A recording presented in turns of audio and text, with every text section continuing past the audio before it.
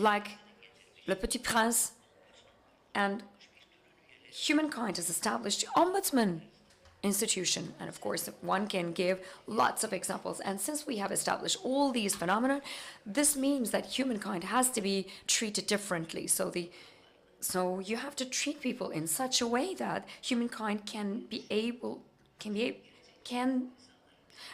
exercise these rights to be granted, because not everyone is there to treat this way.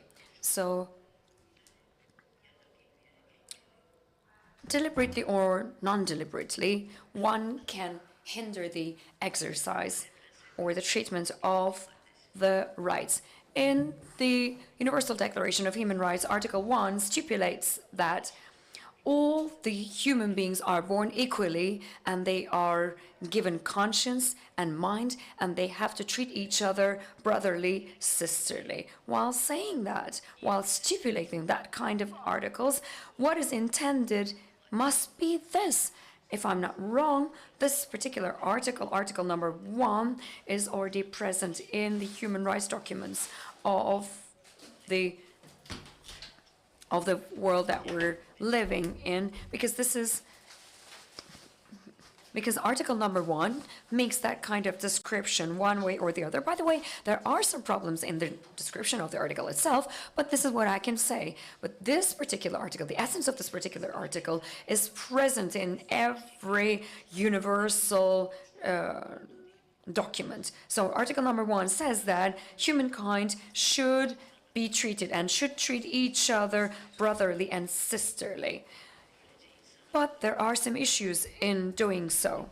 So there are some structural rights in human rights, and some structural rights should be exercised, but they are very much dependent on certain conditions, and there are some requirements that, as the name speaks for itself, require the exercise of it. And there are some conditions and there are some principles that make the exercise of the human rights possible. So basically, what's meant by human rights is this. So normally, of course, there might be some exceptions, but the norm says that, as I mentioned, the possibilities of humankind and the ethical norms of humankind should be possible, because we're in tendency to forget about our ethical possibilities. Maybe you have paid attention to this. In the schools, the knowledge-based capabilities of humankind is intended to be further developed. What do? Humankind invents certain tools, equipments. This is what is taught in the schools. However, there's nobody else to ponder on the ethical norms. So, what makes a right a human right? We are referring to a treatment. There should be a treatment, but there should be a demand for this particular treatment, or to be treated as such. From the perspective of the persons, there are some active and passive principles and norms in the human rights. And let's take a look at this picture from the perspective of the state. So what are the conditions that make the exercise of these rights possible? So in other words, from the perspective of the state, human rights are the norms to be based on in regulating the public relations. So these are the norms to be based on in formulating the jurisprudence, and these regulate the public functioning. The positive law can be configured dependent on this, and when the public relations and public functions are adjusted based on this, persons, as much as they can do, the persons can be allowed to do whatever they are allowed to do based on the structures of human rights. And this is why the human rights should be there for law and for politics, and they are there to develop ethical rules. Either in the practice or in the theory, they're very lean, unfortunately. They're very weak. What is emphasized here is that, as it's widely accepted, human rights are not law. If there are jurists amongst us, do not get mad at me. These are the predecessors of law. They are based in different reality conditions. So of course, if we are to think about the law to establish the justice, because law should be there to eliminate the unfair practices which are already present. This is what we see. When the law is established in the democratic countries, it means that we can also pass the laws which can be enforced against human rights. In the international documents on human rights, we can say that they are not constitutions.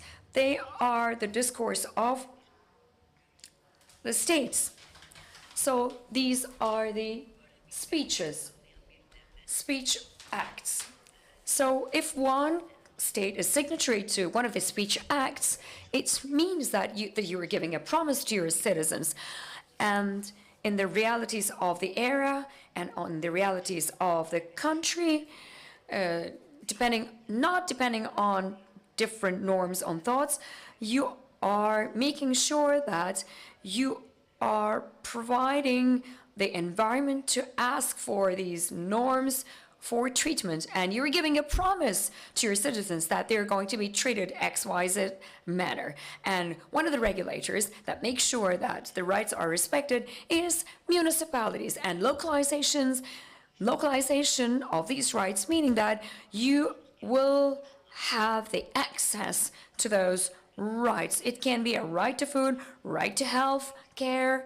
So if you want to make sure that the rights are there, you should be there to do whatever it takes to protect them, and you're there to exercise or implement the rights. The human rights are the rights of the individuals, but not all the rights of individuals are human rights. This is a criteria that I'm suggesting. So what are the rights of persons? What we can say is that for every single individual, of course, it's all dependent on each other, despite the fact that it is there in its own entirety, there are some differentiations in demands. One of the differentiations is that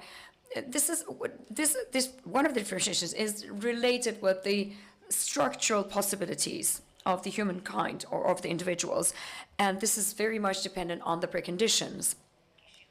However, there are some rights on the individuals or the persons that they are very much dependent on the variable conditions. And one of the roles of the municipalities is to protect these type of rights. And the term of human rights can be used, this is what I want to use, for two types of phenomena.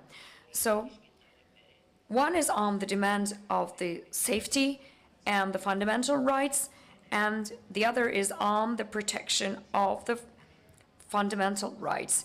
And the rights should be there for healthcare, the rights should be there for education, which should be covered. So the first type of rights are the rights that are protected directly, and the second type of rights are the rights that are indirectly protected. So the first type of rights are the direct ones, as I said. The structural capabilities of the humankind can be exercised, and human-specific activities can be exercised thanks to that. And it requires the untouchability of the individuals. But pay attention to that. While exercising that kind of rights, you are not allowed to do whatever you want to do. You're not there to insult some other people. So these can be the rights which cannot be granted by the states, but these are the rights to be demanded, to be respected. And the authorities are the individuals. They are the public officers, but they're individuals. They're the persons at the same time. They are doing certain things at the same time, and they have the responsibility. So the respect for that kind of rights can be the problem, an ethical problem. And the role of the state is to prohibit or to prevent the violence or the violation of the rights. And this is what one can expect from the state.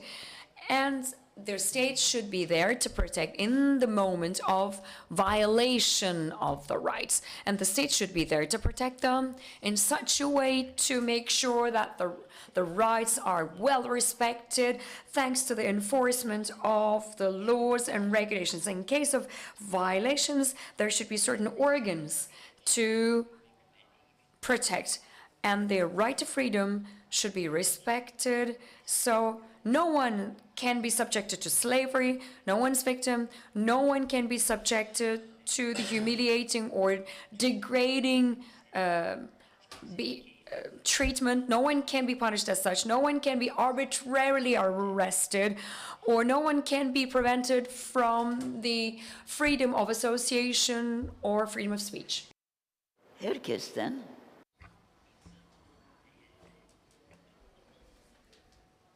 And everybody is entitled to own and demand the right to not to be touched. But we should be also noted that when matters, because when people are in a position where they act as they wish to, the individual has the right to defend. So the structural, the constitutional, and also individual rights, human rights are there. So when a person exercises their constitutional rights, it is ensured that they are not to be touched by anyone. So if they are involved and included in any kind of legal document, that also ensures that they won't be demanded, claimed, or touched by any other individual, and their rights in every single possible way should be respected. And for that to be able to perform, you need a level of education. So these type of rights constitute a part of the inherent rights of an individual, which I have listed. So the relevant freedoms also coexist with these rights. Of course, freedoms and rights is the general terminology. What freedom already inherits rights, but that's how it's always mentioned. So that's how it has been referred to. Respect to all those rights that I have listed earlier, if it is lacking, if there's no respect, there will be disorder and anarchy. And if the state oversees these rights, then there is suppression. So when you are watching any kind of any TV news, any show on TV, then it's easier to understand where these rights are violated. So almost every single corner of the world, insecurity and oppression became dominant in every single possible way, or in different possible ways. Esteemed guests, in a world where everybody is equal, where every individual has inherent rights, where they are not to be acknowledged, where there's another group of constitutional rights that are also naturally inherent to individuals, which allows every individual for them to prove themselves. The level of health care and shelter and accommodation, and also these are also individual rights. And this is here is the difficulty that we usually come across related to these rights.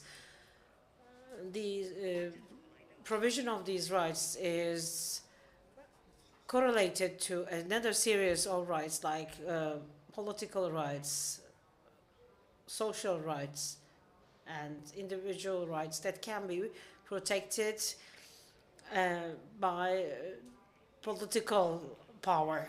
The state can protect them, but you need the will. So they are not actually related to the individual, but to the regulations and the political decisions made in a particular country. If there are different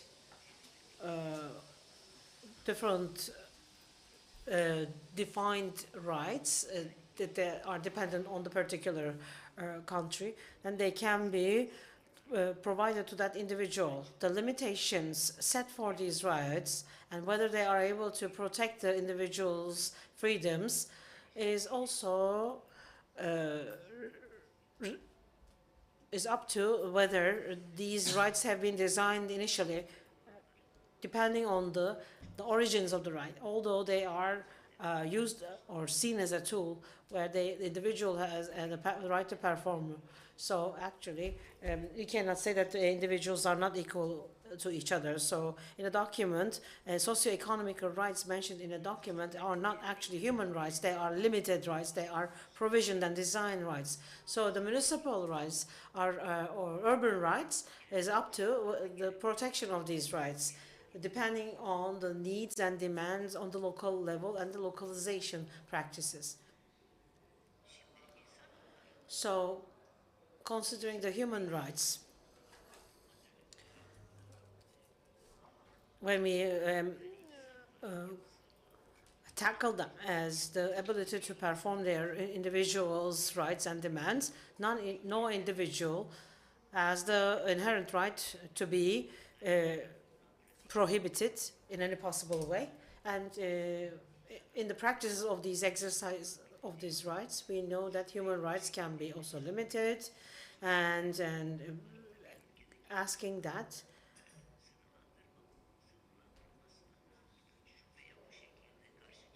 and also denying these rights and denying these limitations, and it also means that you ignore the conflicts of several different groups, and also ignoring terrorism and a violation of these rights. Every single denial of these rights that have been already inherently provided to the individual also means that we are rejecting the limits and boundaries of others. So we have to also remember that we have also another aspect in our lives, another dimension of being an animal. So municipal rights, in order to make sure that these municipal rights are protected, like education, sheltering, and also legal protection, that relevant province and that local authorities level, so really performs all the necessary work to be able to protect that. And you can also see in the Article 14 and 15 in the Section 3 of the Municipal Code. And you can also see the elaborated versions of that. So in order for municipalities to be able to exercise these rights in local term and in any other different level or platform, every single municipal worker should be subject to education and training, because it's not very clear. If you have not learned how to do it, so you cannot just build up that correlation between the different rights mentioned in the legal code. Here's an example that I really enjoyed. I'm sure you have experienced it personally. In buildings, the last step of any kind of staircase is usually higher or lower than the rest of the steps. So you can easily fall. And that has also occurred. And some people also had brain damage. So what does that mean? So an engineer must have been violating human rights.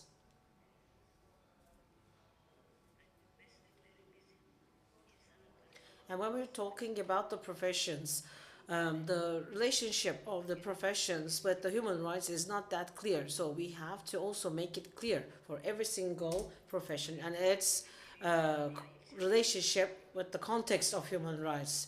So every single profession and the things to do and the people who will decide about what to do related to the human rights can be a group of people in a council. Mr. Razi Yücelen, at the beginning of the 70s, was a party to a committee in a council of human rights in province and district level, which I have never heard there perform their work actually.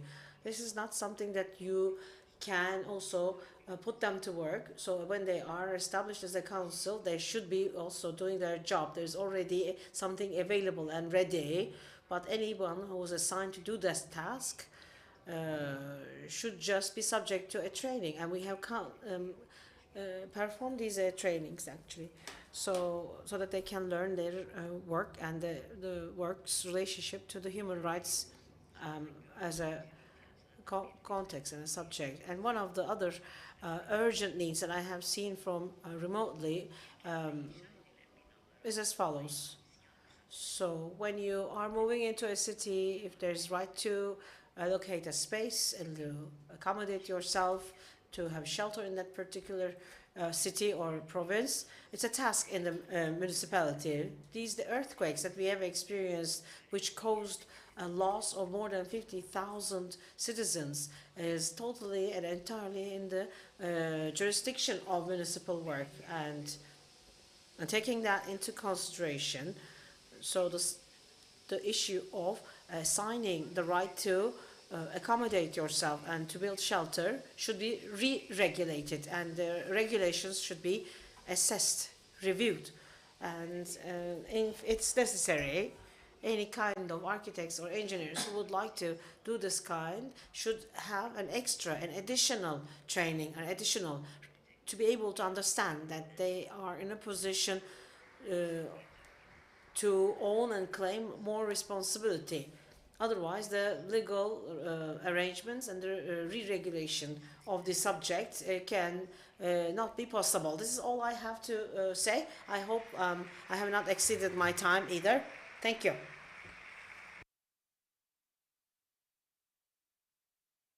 We would like to thank our professor. So since we have exceeded our time, so we can also allow the questions and answers during the coffee break. So thank you so very much, and we are very happy to have you here. She have covered very important issues and titles. So we will just prepare the stage for the next session. Thank you. The session is over. Yardım ediyorum.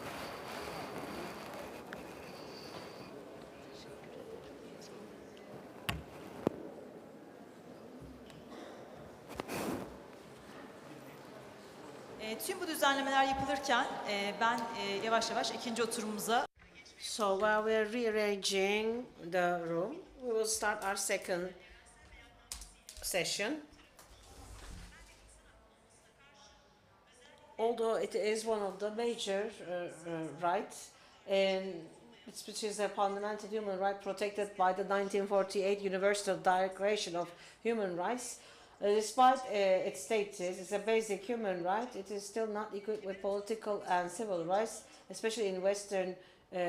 So we will invite Cemal Talu, who is the Professor Emeritus, who is also the head of the Agricultural and Food Ethics Association, as well as Hilal Elver, who is a professor and member of the high-level panel of experts in HLPE, and a member of the UN Committee of World Food Security for the United Nations. Thank you very much.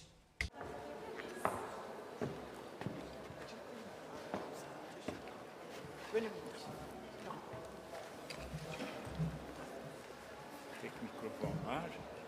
Beraber mikrofon. Evet, mikrofona ihtiyaç yok. Sesimi duyarsınız diyorum. Unfortunately, we cannot hear the speaker.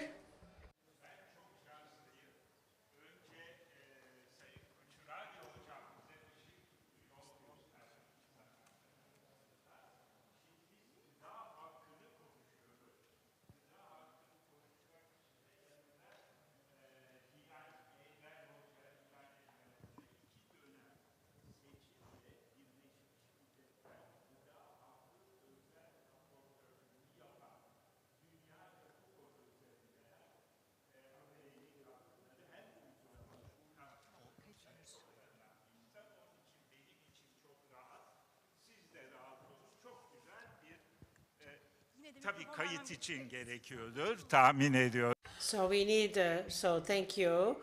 So I believe that there will be a very nice session. Thank you for coming. I would like to thank you for being here. Let's start. So how should we start? So in this beautiful blue planets human journey, which lasted over 2.5 million years, covers a basic story, the basic worry, and the goal of the human being has not changed since the beginning. What is our basic concern? And our goal is to be able to survive. So there are three indispensable and needs that cannot be postponed. First, we have to breathe. We cannot give up that right and this need, and we cannot postpone it. What else? We have to drink water, and we have to also feed ourselves, and we need nutrition. These are the three basic needs. Food is a human right. It has to be a human right. Food is a basic survival human right. And in terms of hunger, food right is necessary, and food right has been also designed and has been positioned to be able to tackle hunger. And in this journey of human beings on this planet Earth, food has been a party and a part to this journey. As far as I can just summarize it, the story starts with the hunter-gatherers period, where the early settlers period, like in the example of Çatalhöyük, we didn't have people where people just went to bed fed when their neighbors were hungry. There was collaboration, solidarity, sharing, which were the basic and fundamental values. But day by day, when time passed, the inequalities deepened, and even though you're living in the same society, in the same community, in the same cities, under the same municipal local authorities, we have people who live fed all day or every day, or we have people always hungry. So I'd like to leave the floor to our speaker, Hilal Elver. What about the major transformations? What about the origin of these deep inequalities? How these inequalities occur? As you know, can you hear me? You can use this microphone. You know that in time, there are several different positive, affirmative issues that have been brought to us thanks to modernity, but we have also other issues that are brought to the attention of our societies because of modernity. There is a famous book by Hardy. It's called The Tragedy of Commons, and I'm sure you know it. So, which is the tragedy of commons and also the utilization of common or public spaces. So when we thought that we would become happier so that we can share and so that we can also delegate. That's what we thought. But when it became to common utilization, we know that the protection has been avoided, and it's a philosophy that explains how we have come to also disregard the importance. And here's what I'm trying to say. Of course, in the modern times, it was never the case. When you lived in happily ever after and the comfort of all the other community members, because there were inequalities, there were ethnical differences, the ethnical privileges, and thanks to militarism, the property rights, ownership rights, which became more prominent and more important than other rights, leading to a legal need, which we call rights, not limited to the human rights. Just as our professor Iona Kucherade had mentioned, the term rights is a much broader term, and the legal concept was as follows. The limitation of an individual's rights also defines the limits of the other individuals. So when we overpass and exceed our personal rights, we are in an area that is not protected by law, which has been taught to us at the Department of Law in the beginning of our rights. Before we started talking and tackling the human rights, in order to establish the social order, we have to know that our rights are limited, and limited to our own use as well. Thank you. Of course, in the global sense, understanding, acknowledgement of hunger starts with 1924, the economic crisis, and in 1945, where the United Nations have been established. In 1948, the Declaration of Human Rights was announced. Several different conventions, agreements, contracts, and several different extraordinary, deep speeches made in the United Nations, just like Kennedy's speech, which is unforgettable, which was stated as a human crime, and he said that he's going to just make sure that it ceases to exist in one of his speeches. And there had been several different goals set how it's going to be halved down, and it was always the intention and the efforts of the United Nations. And it was in 2015 where we will have zero hunger. Of course, we kept talking about it and kept talking about it, and the zero hunger goal never became a reality. Why is that? And of course, we have to explain one more thing, considering the human rights. And we have to also talk about the Declaration of Human Rights, which is a universal declaration of human rights. The Universal Declaration of Human Rights is a very essential and significant document. Since it's only a declaration, it also doesn't mean that it should not be implemented and put to use. So while preparing the Declaration of Human Rights, the comfort and the excitement of that particular time frame, all the human rights were thought to be protected by all. But unfortunately, on this path that we have been covering, there had been several changes in the human rights, where political and civil rights became more prioritized, and economic and social rights became left back. In the Declaration of Human Rights,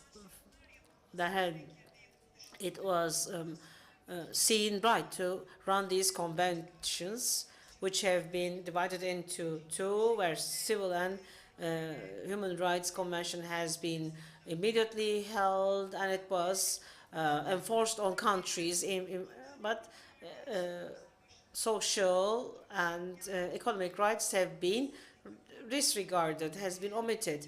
And if you also remember the major difference between the West and the East, and the capitalist order and United States capitalist affairs, and every single effort has brought these economic and social rights not as a basic right, a fundamental right, but as a political right, and the most important right to be the civil rights.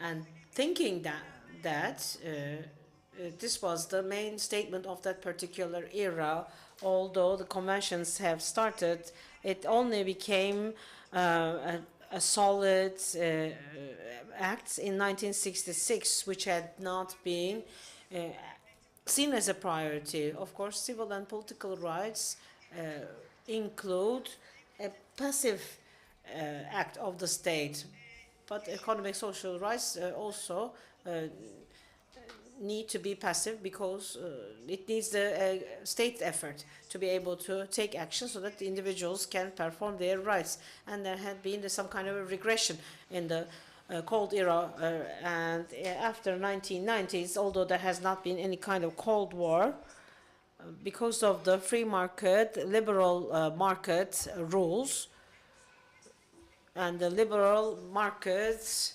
economy has been the era where the policies for the health and economic and social rights, and how it's not to be very economic, especially in kind of economic regulation, and the institutions that are pertaining to this kind of issues, like Economic World Forum or IMF, especially being under the domination of the United States of America, they could not take actions because in the United Nations, you can purchase your rights to vote and the number of rights to vote since that was the implementation.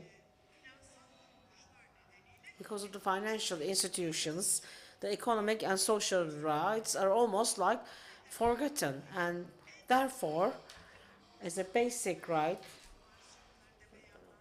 in the Declaration of Human Rights and the Convention of Human Rights and every single document that has covering these rights brought us to a level where these rights are not protected or secluded, and the state does not also take that into consideration. But you have to protect them, you have to also perform them, exercise them. But because of that, and they said that they're going to prevent hunger, and Kennedy also spoke about that. They said we have a production surplus where we can just deploy it to hungry countries like the African countries where we can also prevent hunger. And in terms of the hunger prevention, was turned into a foreign aid rather than the need. Bir kere This is very interesting. First of all, holding the state accountable, this is very rare. Being accountable for what you do is very rare. Speaking of rights, of course, the right holder is not the beneficiary. He, she is the subject of the right in question. And this is why nobody is holding others accountable, and nobody's there to be accountable for from the perspective of production. Of course, I'm from the agricultural perspective. I'm the professor from the agricultural school in the university. Of course, in order for, globally speaking, in order for the right to food to exist, the production should be sufficient for everyone, which is a precondition. Otherwise, things would be devastated from the food perspective. But today, the agricultural production in the world is more than enough. Why? How can we judge it as such? It's because a lot of the food is wasted and overfeeding is present. So it means that production and use of technology is not the solution for the right to food. So those who say that we feed the world are not right. We need something else, which is in the agricultural systems, science should be in the main axis of what you do, but along with the science, ethical values should also be in the main axis. Ethical rules should be there to have a resilient agricultural system in such a way to meet the needs of humanity, and ethical rules are the main compass for us, the backbone. So we have to be collaborating, we should be in solidarity, we should respect the human rights, we should be comprehensive, we should be environmentally friendly so that we would be able to take the direction that the compass shows us.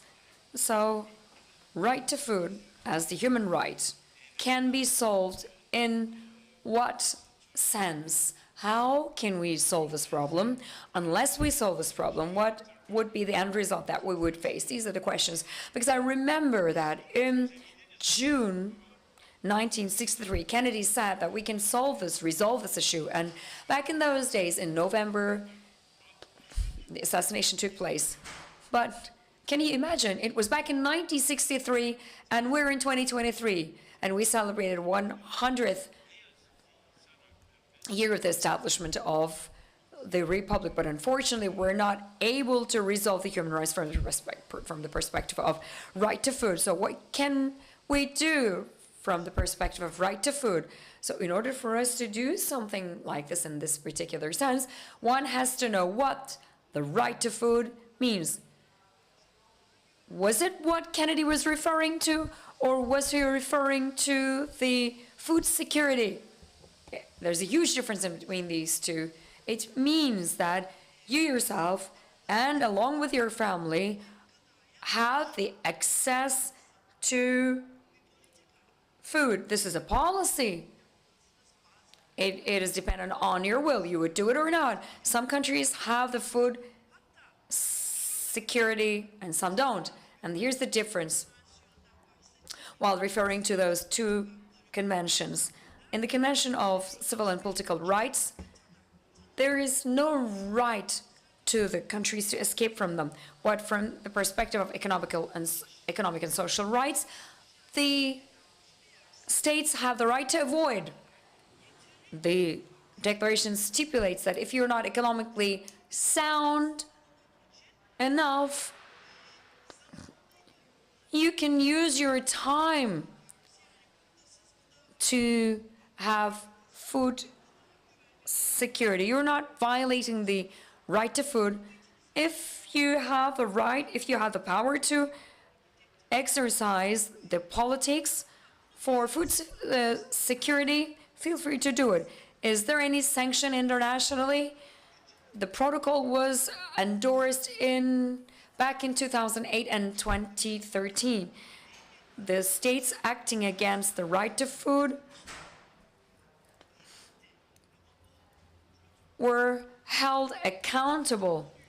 But there were only 10 signatory countries to this protocol in this world. So it means that we have to ask this question. So the countries do not want to be asked questions. So they do not accept the right to food as a right. In the United Nations, no country says that nobody says that I'm not going to give any food to the citizens who are living in my territory. But the right to food is so much neglected, so much so that because when we refer to the agricultural systems or right to food, we should remember what the supermarkets do, or we should remember the rules established by the World Trade Organizations, and we should recognize the discrepancy between the developed countries and underdeveloped countries. And you should also remember the practices of China, United States, Russia, and India. And apart from those countries, no other country can talk about these. And four main conglomerates are very much monopolizing the situation. So who's going to protect the system? The NGOs are going to emerge to protect the right to food. If it's ensured, thanks to your constitution, you can exercise your right to litigate the state so that you can hold the state accountable. Can you proceed with that system? It's very difficult. Are there countries doing so? Yes. Latin American countries, they have certain rights ensured, right to food ensured by their constitution. But one has to say that in the constitution, just because you have the right to food in your constitution does not mean that you have the food security. Having food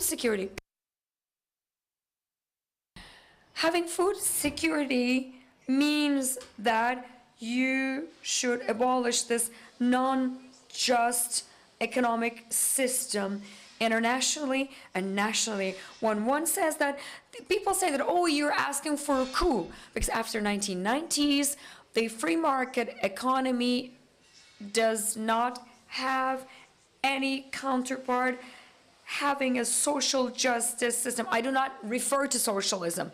Since we don't have that kind of a system in the world, there's no space for that, there's no discourse on that, and this is why a right to food, petit à petit, over the course of time, is transformed into an understanding of food security, and the rest of the world endorses, willingly or unwillingly. And when you look at the situation of the developed countries, they do not have the power to do so.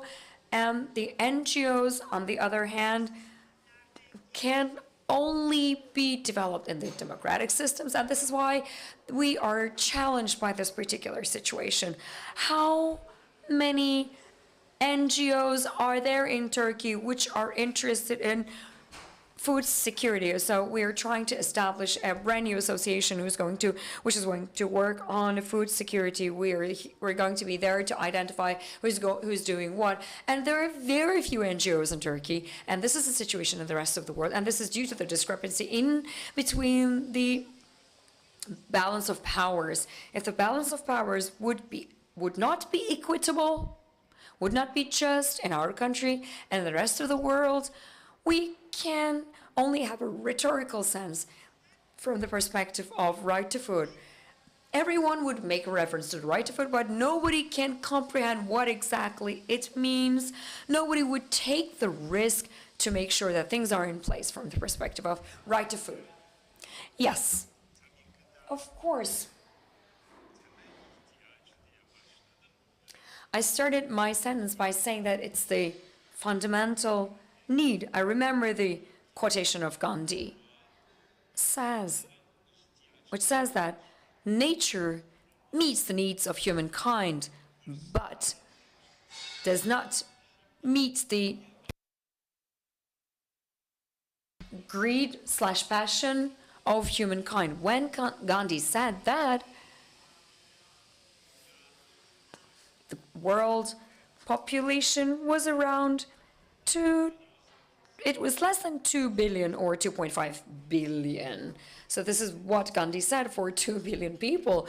Now, the human population in the world is more than 8 billion, and there's a wild consumption, and the nature, can somebody says that nature meets the needs of the humankind? That's not what FAO says, according to their forecasts or presumptions. And we have devastated the natural resources, and there's climate crisis, and it's going to be much more difficult to meet the needs of humankind thanks to nature. This is a tremendous area to work on, and the global food system, as Professor has very well said, has deepened the discrepancies in the world, and it has the structural devastated the nature, and biodiversity is devastated, and carbon emission is elevated thanks to this, or unfortunately due to the system.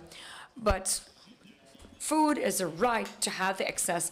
This is the Food Association says, let me say it again, this is what we need to say, this is what we need to remember. The food should not be there just to feed ourselves. We're referring to the right to food, but we have to strengthen our immunity. And what do the United Nations say about right to food? You should have the access to food which is compatible with your culture, human rights, and ethical norms, of course. Food is political. Food, from the perspective of history, it's a weapon. At the same time, unfortunately, this is what we can say historically.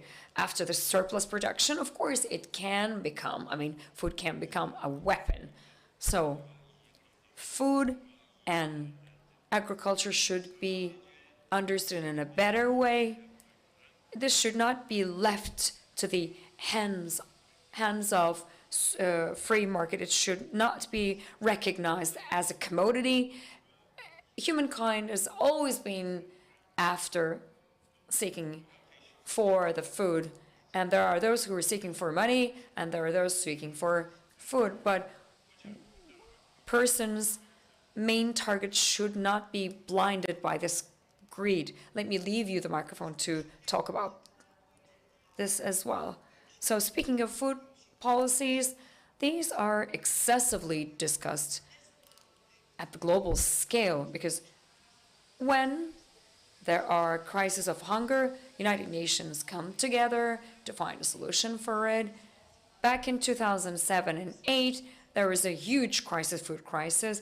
First, global downturn was experienced, and this has ended up as a food crisis. And back in those days, the United Nations was there to make some reforms by establishing some committees in order to make a reference to the importance of food. Unfortunately, back in those days, they did not give the answers to the structural problems. It was because of the fact that the economic system can only answer those questions.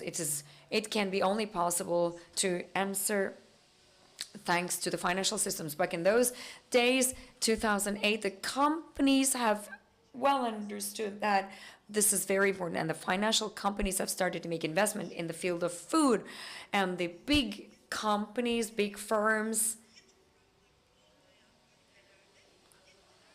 went to the countries, wealthy countries, which have fertile lands, for example, in Asia, Latin America, etc. They have purchased millions of hectares of land so that the food security of their own country would be guaranteed. And there is this nationalism of food. They were working together in solidarity, but we took an opposite direction. But after the pandemic, we saw the real crisis. And similarly, Secretary General of the United Nations said that food is a right to be respected. This is how he starts his remarks. So let's share everything. Let's be transparent in what we have. So everyone should be giving in terms of what they have. So as you know, Turkey has this grains agricultural system. If we did not have a war in Ukraine, and we would appreciate how the Black Sea is important and the straits are strategically important. This is what we would have recognized if we did not have war in Ukraine. Back in those days, even I was not aware of this fact. But today, after the war in Ukraine, Turkey's strategic situation is very much linked with food. And this is what Turkey did with the United Nations as of August. But recently, this grains corridor was shut down because Russia said that you're imposing an embargo at the level of UN. If you impose a food embargo on me, so I am not going to allow Ukraine to sell grains.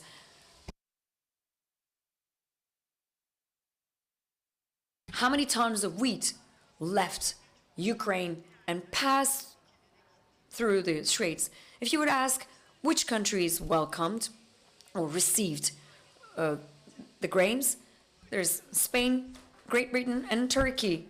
So Ukrainian grains were bought by those countries, and less than 20% were bought by the countries in Africa who were struggling against hunger.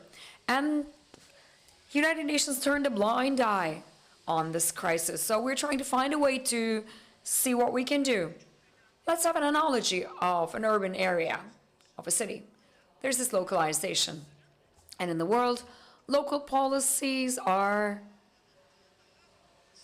better exercised than the global policies in answering the questions. And this is why, as a citizen or as an urban citizen, we need to find our way to do what we need to do so that equitable and democratic rights would be respected. Are we able to participate in decision-making mechanisms? Are we asked for our opinion? Who are we? We're producers, we're citizens, we're employees, we're workers, we work on the soil. Who makes those decisions? To what extent we're allowed to provide our input in making those decisions? What are our responsibilities? What are our obligations? What are we to do? Since if we have a right to ask questions, responsibility to answer those questions should also be present. Unless we get together as the citizens, we won't be able to solve these food-related questions, neither in Istanbul, nor in Marmara, or in Turkey, because the distribution systems in Istanbul are very difficult, and people are facing difficulties in bringing food their home, and the students are hungry in schools, excuse me. Yes, thank you very much, Professor.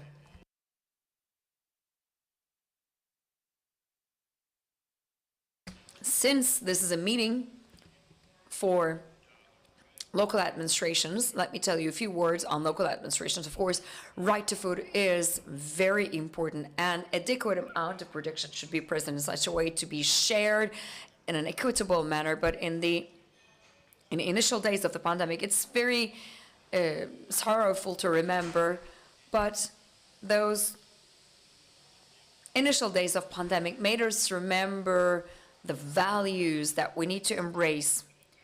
And it has showcased how fragile the system back in those days was. In the initial days of the pandemic, people rushed to the supermarkets rather than pharmacies just to stock some food, and this is what the states did back in those days. The exporting countries shut down their customs to be self-sufficient. And some countries used to say that, oh, we have money, we can buy whatever we want. But that's not how it happened. Self-sufficiency is totally about this. And public planning in urban area or in food planning became upfront. And all these questions should be answered from the perspective of local production and consumption. One has to appreciate local production and local consumption, and this is what we have appreciated. But all these three circles, local and national and global circles, have an importance which has to be recognized, and these systems should be constructed in such a way to be resistant, resilient, to see further. Of course, while referring to food, we are going to be served with lunch as well. If you have a burning question, let me receive this burning question. Unless you have that kind of a question, let me close the session so that we would have lunch. Thank you so much. It's such a lovely thing to see you amongst us. Speaking of human rights, thank you very much. Thank you very much for joining us. Çok teşekkür ederiz hocalarımıza. Yemeğimiz başlamıştı tabii. Thank you very much, professors. Yes, the lunch boxes are served upstairs. We have listened to perfect presentations. So at 1400 p.m., we will begin Professor Rushan, and we'll listen to Selahattin Bey. Thank you.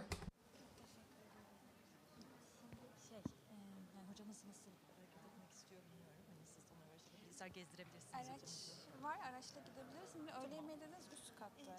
Salçalı salata var, böyle hafif şeyler var. Hani nasıl isterseniz kendinize bir şey alabilirsiniz.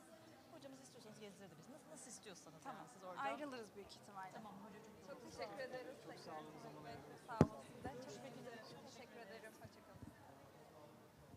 Mikrofonlarımı geri vereyim. Bunları sana vereyim. Sen de bir şeyler atıştır. Genç. İkiye kadar.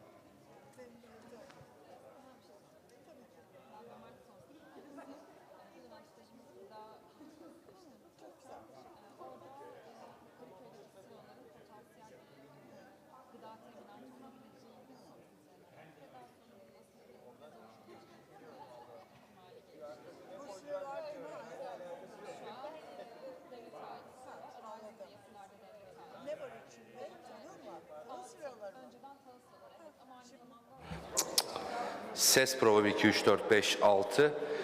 Bu şekilde konuşursa hiçbir sıkıntı olmaz. Ama şöyle konuşursa kimse duymaz. Tamam.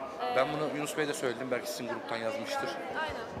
Şu şekilde olursa. Zaten bütün başlıkları. Ya şimdi bazen tabii Tabii çünkü neden biliyor musun? Oradan alıyorlar şeyleri. Tarımların geldiği yer orası yani. Gemilerin oradan kaptığını biliyorum. Evet, evet, evet.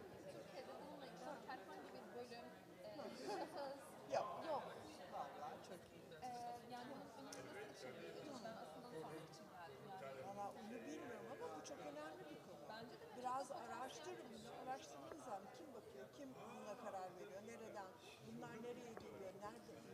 Nereye gidiyorlar? Yani ticaret yolu nerede? Falan. Onları falan bir araştırın. Tarım Bakanlığı'nın mutlaka bir bilgisi vardır. Bu belediyeyi aşan bir şey olabilir. Yani belediyeyle ilgili olmayabilir. Yani o çok önemli bir şey. evet, derneğimizde eğildiğimiz konularda bunlar Şimdi da daha yeni başlıyoruz. Ülkan arkadaşımızla bir konuşun. E-maillerinizi verin.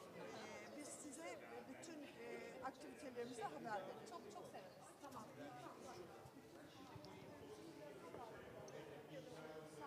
Ben paylaşayım, tamam. Bu arkadaşın yaptığı şey çok... Evet. Ya adı gıdanın durumu ama biz daha çok gıda hakkı yapacağız. Evet. Ya adı öyle ama biraz daha genişletiyoruz. Hocam sağ olun. Sizinle başlamak çok güzel.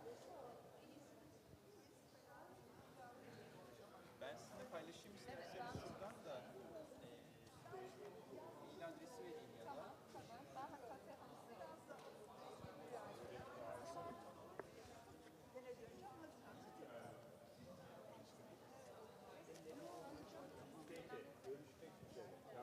Yok biz tamamıyla muhtemel yani. Tabii sayı ödeyini kaçamak oldu. Herhalde Ankara'ya da dönmek üzere Cuma gününden. Onunla konuşuruz. Tarih de belirlememiz lazım. Tamam. Oldu. Oldu. Çok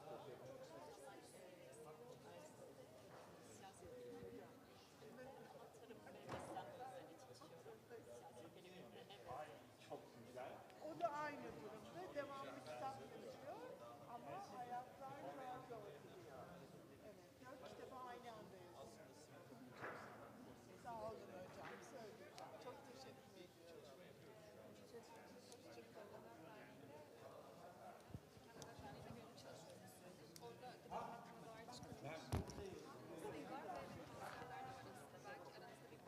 beraber çalışmayı düşünüyoruz. Olur çok iyi olur tabii ki. Onların Esenler Otelleri potansiyel gıda alanından tutun, kentin geçmiş ve halen kullanılan bostanlarına kadar Yok, farklı onu üretim biliyorum. pratiklerinin araştırmalarını yapıyoruz. Neyle? Hatta yaşanan Gıda hakkıyla ilgili mi çalışmışlar? evet, evet. Hatta bir sayısı iletirim bu maile eğer Olur isterseniz. çok iyi olur. Kent tarımı gıda hakkıyla ilgili. Neredesiniz siz? Kent tarımıyla ilgili Ha, hukukçu. kim yaptı demiştiniz Mekanlar çalışmayı? Dernek Derneği, Yaşaran Tamam, bak bizim Hukukçu mu o da? evet, yapımı çözümüz. şey plan, Şöyle yapalım. yani aslında Ya ben dernek çünkü az çok biliyorum bostanlarla ilgili yapılan çalışmayı da kent bostanlarıyla ilgili şey Suru'daki. Gıdanın durumu. Ben onunla Ama mı ilgili şimdi acaba bak, dedim. daha yeni yaptık. Geçen hafta onun için sağlık bir de az önce bahsettiğim çalışma. Evet. hey hey ses prova. Yanlış olmasın. Önceden ürettikleri bostan pratiklerinin biraz daha üstüne çıkıyorlar. Postanenin nerede olunca herkes aradan çıkıyor. Postanenin reklamı falan yaptıkları başka sayılarda oldu ama bu sayı potansiyeller ve kaybettiklerinin üzerine kurulmuş bir sayıydı. Ben ileteyim bir göz atın. Bence birliktelikten de bir şeyler de olabilir. Sivil toplumla iletişim. Evet, evet. Rehber hazırlığı içerisinde değil ki. Bu Gıdayı nasıl harmanlayabiliriz? Entegre Ya ortak bir şey. döngüsel ekonomi açısından da daha son derece önemli. Yani tabii, aynen öyle. Siz nerede çalışıyorsunuz? İlk başlangıç çalışmamız bu aslında. Bizden sivil toplumla yavaş yavaş görüşmelere de başladık. Tamam. Çalışmalarımız var. Hani o noktada çok daha iyi olur sizlerden birlikteliğimiz. En Yani azından gıda atıklarının nasıl geri Peki dönüşümüne bırakmak için ayarladığınız birileri var mı? Yani sonuçta çalışıyoruz ekip olarak. kaynakça işte literatür çıktığı zaman bunun bir sunumu da oluyor ya. Ha, tasarımsal kısmı. Evet, onunla ilgili de çalışıyoruz ama siz destek sunduğunuz bir şey varsa... Ben çok isterim. Çok Öyle mi? mimarım zaten ben. Yani daha doğrusu artık mezun olacağım. Tasarımla ilgili çalışıyorsunuz o zaman. Tabii. Tamam. Bana bir, ben numaramı yazdım ya, bana bir WhatsApp'tan yazabilirsiniz. Tabii Çünkü biz hani şey konusunda, tasarım konusunda şu anda çalıştığımız şey olarak çalıştığımız, profesyonel olarak değil, gönüllü olarak çalıştığımız arkadaşlarımız var ama hani biraz ağır ilerliyoruz biz orada. Bu arkadaşlar şehir plancısı değil mi? Gıdanın döngüselliğiyle ilgileniyor. Bu arkadaş da vergiyle ilgileniyor. Çok Oo, önemli. süper, evet. Evet. Bence hep birlikte İletişim çalışmakta yarar kuralım. var. Tamam hocam, ben İletişim şu an- Çünkü vergi konusunda Network Evet, hiç konuşmadık. Ama yani bizim şu anda gıda hakkıyla ilgili sınır o kadar yok ki şu anda. Yok, evet, Çünkü şey yapabiliriz. konu her şeye girebiliyor. Biz de onu çok iyi bir şekilde toparlamamız gerekiyor. Ona çalışıyoruz. Arkada bu arada Ruşen Hoca var hocam. Asıl Girişte. biliyorum geldi. He. Biraz önce. O yüzden yani şu an mesela şeyle konuştuk şimdi kent tarımı ile ilgili yaptıkları hani Mekanda Adalet. Evet, mekanda adalet. Mekanda Adalet Derneği işte. Ha, Şimdi siz onlarla- öyle bir derneğiniz mi var? Evet. Yok benim değil. Ben gönüllü bir katılımcıyım. anladım. Yaşar Adana'dan alınıyorum. Zaten dernekte hepimizin. Tabii öyle olmalı. Tabii öyle olmalı. Evet. Yani ben de şu anda mesela ortak ettiğimiz bu çalışmalara ortak ettiğimiz herkese hep şeyi söylüyorum. Yani bu işe emek ve gönül koymamız lazım. Yani öyle ilerliyor. Bu sonuçta bir şirket değil.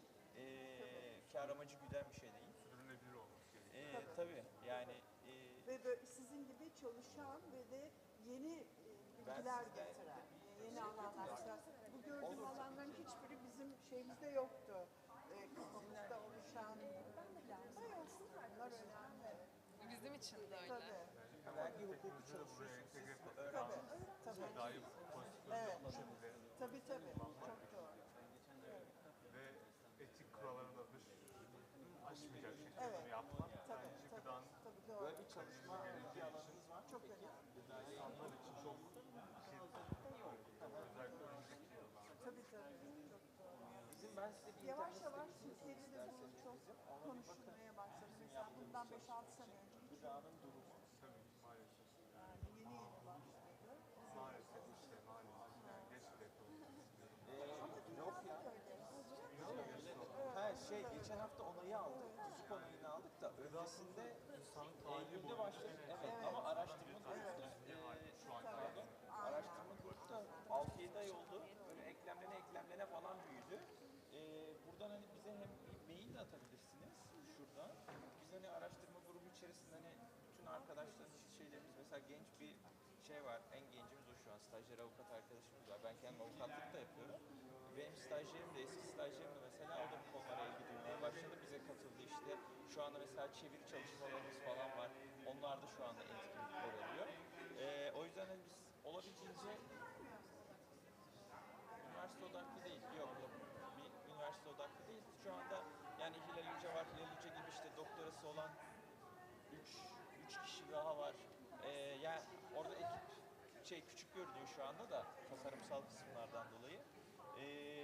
Yani ekip büyüyor. Onu da hani kontrollü bir şekilde ilerletmeye çalışıyoruz. Ve onun dışında yani lokasyon olarak bir yer kullanmıyoruz. Çünkü hep biz haftalık toplantılarımızı veya ihtiyaç durumundaki toplantıları hep çünkü online'dan yapıyoruz. Çünkü mesela Rabia var Londra'da, işte Ezgi var Max Planck'te siz biliyorsunuzdur hukukta, Max Planck'te çalışıyor, araştırmacı. O Münih'te, işte Hilal Hoca şimdilik Türkiye'de, genelde Amerika'da, Avrupa'da falan hani o yüzden hep böyle online şekilde ilerliyor. Bir temel bir lokasyonda kullanmadık açıkçası yani. Olursa merkez olarak evimizi gösterdik. O da hukuksal tebligatlar şunlar bunlarla falan uğraşmamak için. Onun dışında şey yok yani bir yer kullanmıyoruz şu anda. Bir ihtiyaç yok yani şu an. Evet. Siz? Ben gıdanın döngüselliği de hocam. Şu an şehir bölgesinde Süper. gıdanın üretimiyle alakalı lokasyon bazlı nasıl değişebiliyor? Hangi gıda türleri daha ön plana çıkıyor ve bu neye doğru evriliyor? Atıkla gıdayı harmanlamaya Bize çalışıyoruz. mail gönderebilirseniz şeyden. Direkt açtım ama. Ben kendi mailimi yazayım size. Kendimi tanıtılmış yapsın yoksa direkt yaptığınız çalışmayı yazarsanız bize en azından biz de hani bir şey kurmak bakımından. Spesifik olarak bir tez veya bir şey yapmıyorum ama yapıldığı programlarda Ya bizde şöyle bir olay var. Benim proje bazlı düşüncem o. Öyle söyleyeyim. Hangi konuda çalışıyorsanız gelin birlikte çalışalım. Bir rapor, tez, Türkiye'deki durum ne önerebiliyoruz birlikte yapalım. Bizim olayımız, şeyimiz bu aslında. Çünkü mesela Ezgi iklim değişikliği ile ilgili çalışan bir arkadaşımız da az önce dediğim Max Planck'te çalışan iklim değişikliği ve hukuk çalışıyor ama şimdi o mesela konusunu gıdaya çevirdi. Gıda ile ilgili bir çalışma yapacak kendisi. İşte biz ne yapacağız? Fikir tartışmalarını hep birlikte yapacağız. İşte İlay Hoca katılıyor mesela tartışıyoruz ediyoruz falan. O bir yerden gidiyor. Mesela işte şu an Rabia işte gıda hakkı rehberiyle ilgili çalışıyor mesela örnek veriyor. Şimdi işte beslenme ile ilgili bir rapor çalışması yapacağız ama herkes dediğim gibi kendi alanında bir şeyleri çıkartıyor ve biz birlikte ilerletiyoruz bu süreci. O yüzden hani bir serbest bir çalışma ortamı var. Yeter ki yani aynı noktalardan da kastettiğim düşünce olarak aynı yerde olabilelim. Gıda haktır, bu hak talep edilmelidir şeklinde. Aynen öyle. Ben bu arada yavaştan gideceğim. Sizinle iletişim kuralım. Siz bize yazın. Çalışmak isterseniz bakın konularımıza neler yapmışız. Onlar üstünden ilerleyebiliriz. Çok da seviniriz yani. Ben de öyle çok memnun oldum. Aynen öyle. Görüşmek üzere. Kendinize iyi bakın. Hoşça kalın. Görüşmek üzere. Sağ olun.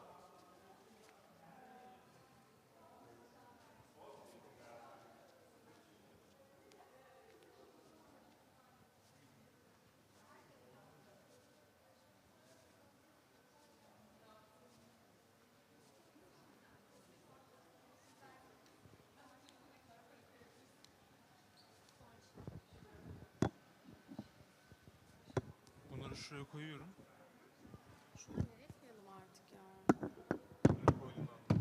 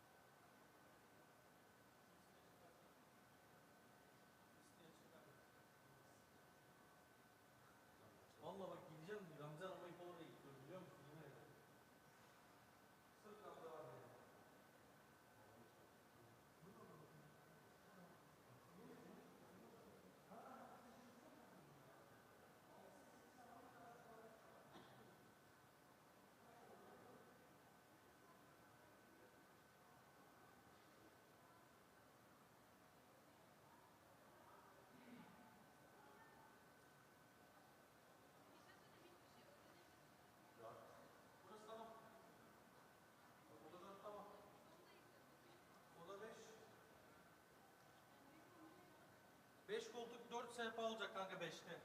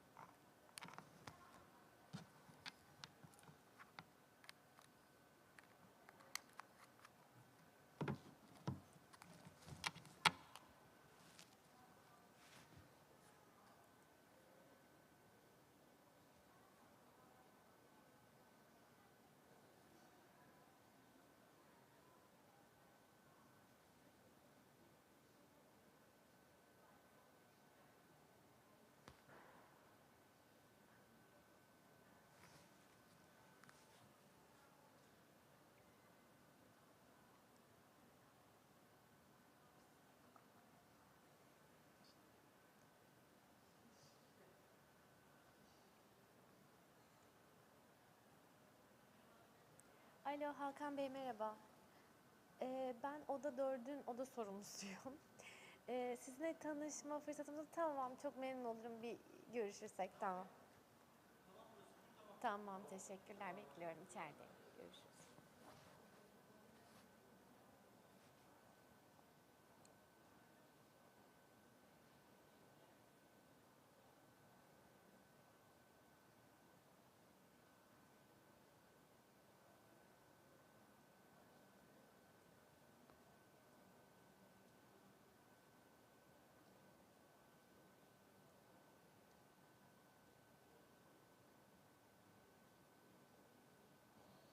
Hakan Bey merhaba. İrem ben. Memnun oldum. Ben sizi şimdi gruba ekledim. İhtiyaç duyduğumuz zaman aynen size haber vereceğiz. Şimdi burada yarım saat, yarım saat, bir konuşmacım da olacak. 1,5 saatlik bir mevzamda biraz sık Tamam, ben 3'e de gideceğim. Aynen. Bir 3, bir 4, Bir işte de Marmara var. Tamam. Yani siz hemen başlayınca yani zaten şey yaparım ama Çünkü başlayacağız. Gidecek daha bir sonraki olacak. Ya da işte tam bir konuşmacı yarım saat. yarım saat, 3 konuşmacı olacak. 1,5 saat birlikte. 1,5 saatte evet. Aynen. Biraz yoğun oldu. Konuşmuşsunuz. Aynen. Aynen. Yani hem burayı işte bir tarafları var. Şöyle sorayım onların nasıl Tamam. programı ki. Tamamdır. Tamam. Teşekkürler. Çok sağ olun. Gel sana bir şey olacak.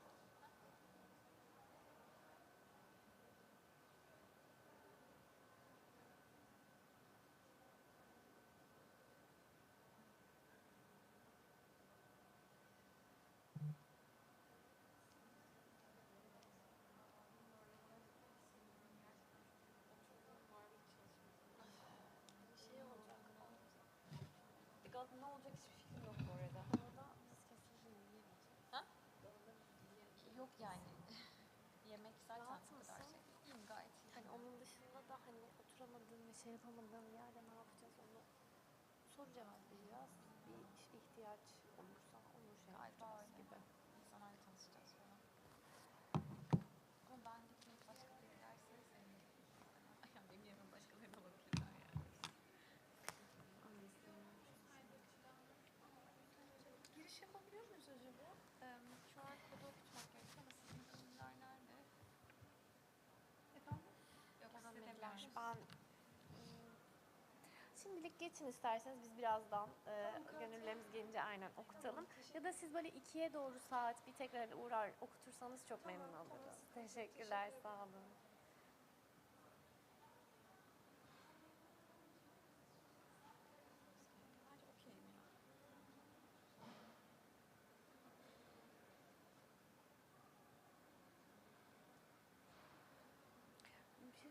her odada bir tane gönüllü olması şart mı şu an mesela?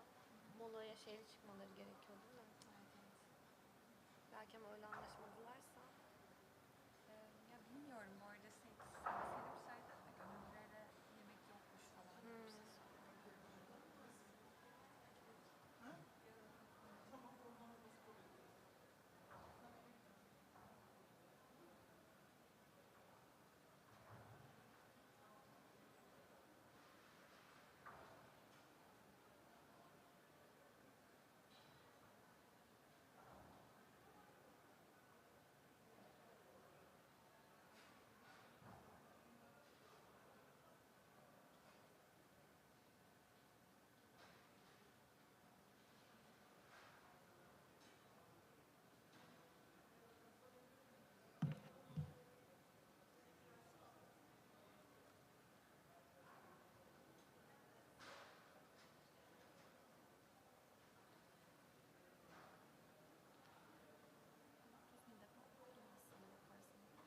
Ama insanın da mikrofonu olunca daha şey oluyor. Ya ben var ya, çok karıştı ya, çok kötü. Yani kötü dediğim şöyle, çok başka şeyler söylemek istiyordum. İlk zaten kimseyi beklemeden çat diye çıkmış ekip, başlamış anlatmaya falan. Merhaba, hoş geldiniz. Aa, hoş geldiniz. Hoş geldiniz Haluk Hocam. Tabii, hemen alalım biz onu. USB yanınızdaysa eğer.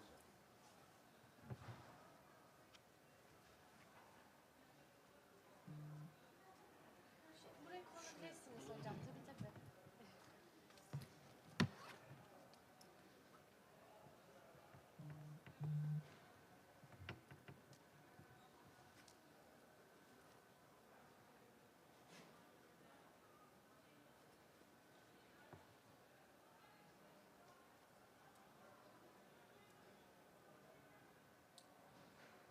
Burada C girişi var, burada şey. Tamam. Ama suyu başka bir çadırda yok. Ben yanınızda olayım. Bunları ayarlayamadım yani. Şöyle, ben şey yapayım. Çantayı buraya bırakalım değil mi? Tabii bırakabilirsiniz. Dilerseniz sonrasında almak isterseniz. Aslında Urban Forum diye bir direktörü var mı? Tamam. Ben onu bu bilgisayara aktarayım, sonrasında teknik arkadaşa ileteceğim. Şu an soru yemek arasında. Köşeye atayım o zaman. Böyle.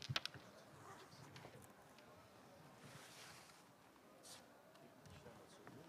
Hani şey... Evet, printer'ınız olacak hocam.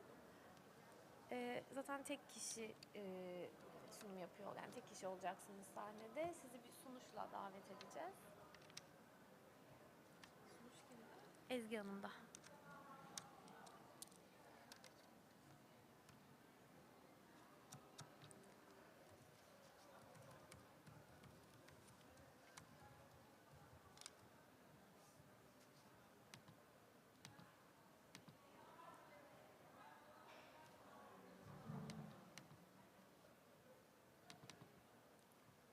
Evet hocam, Urban Forum bu sanıyorum. Klasörün tamamını mı alayım yoksa? Zaten bir tane dosya var. İçini açarsanız. Tamam. Ama onu bir çalıştırırsanız o bir slide'ın yerini değiştirmek gerekecek. Yani gelirken fark ettim de.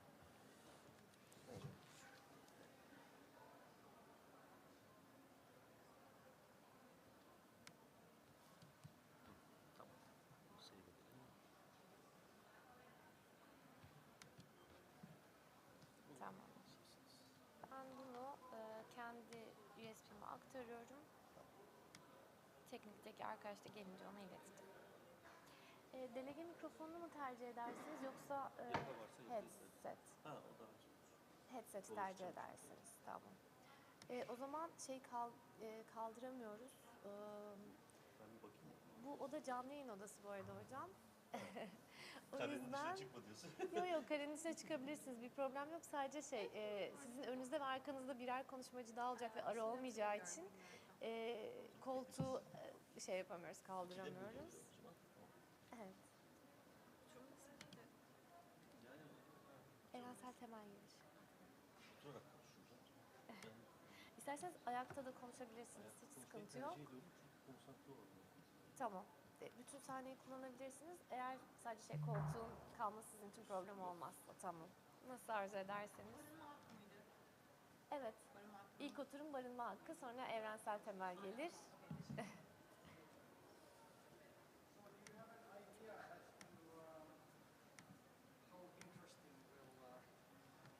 Şöyle ben size geçeceğim. Hı? Tamam. Kaçta? Hazırlanmışsın ama çok iyi. Ben hazırlanmadan çıkamam ya. Yani zaten öyle olması gerekiyor. Sen hazırlanma mı? Sabah açılışta yazdım. 3.30'da gittik. Hiçbir şey yazamadım. Yok işte ya zaten çok bir şey yoktu. Yani sunuş yapacaktım ben sadece. Benimki de sunuş aslında. Ama yani şey yapmıştım.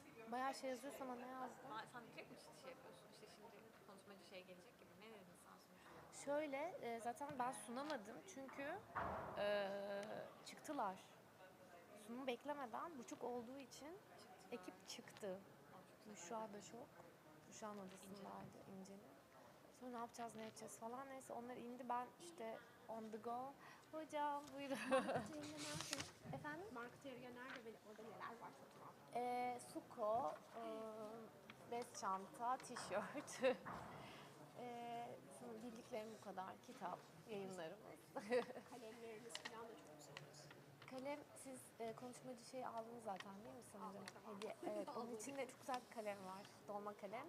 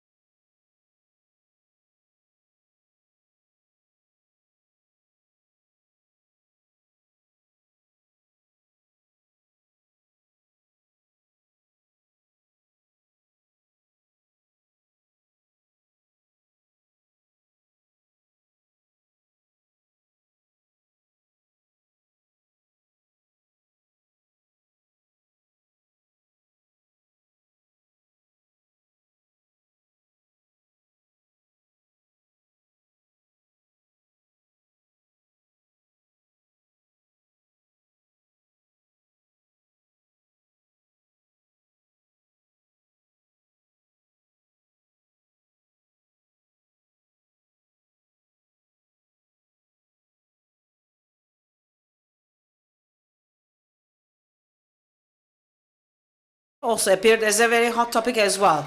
So you may also discuss whether there is a problem of shanty towns in Turkey, but there is also an extra surplus of population living in the urban scale at a rate of 35 to 40%. So over 10 million of population, almost around 2.5 million housing have been provided for them, which are like shanty towns as well. Today, there are people who are willing to serve the housing as a luxury, as a service to people, but based within the framework of the rights and regulations as a result of the supply and demand balance.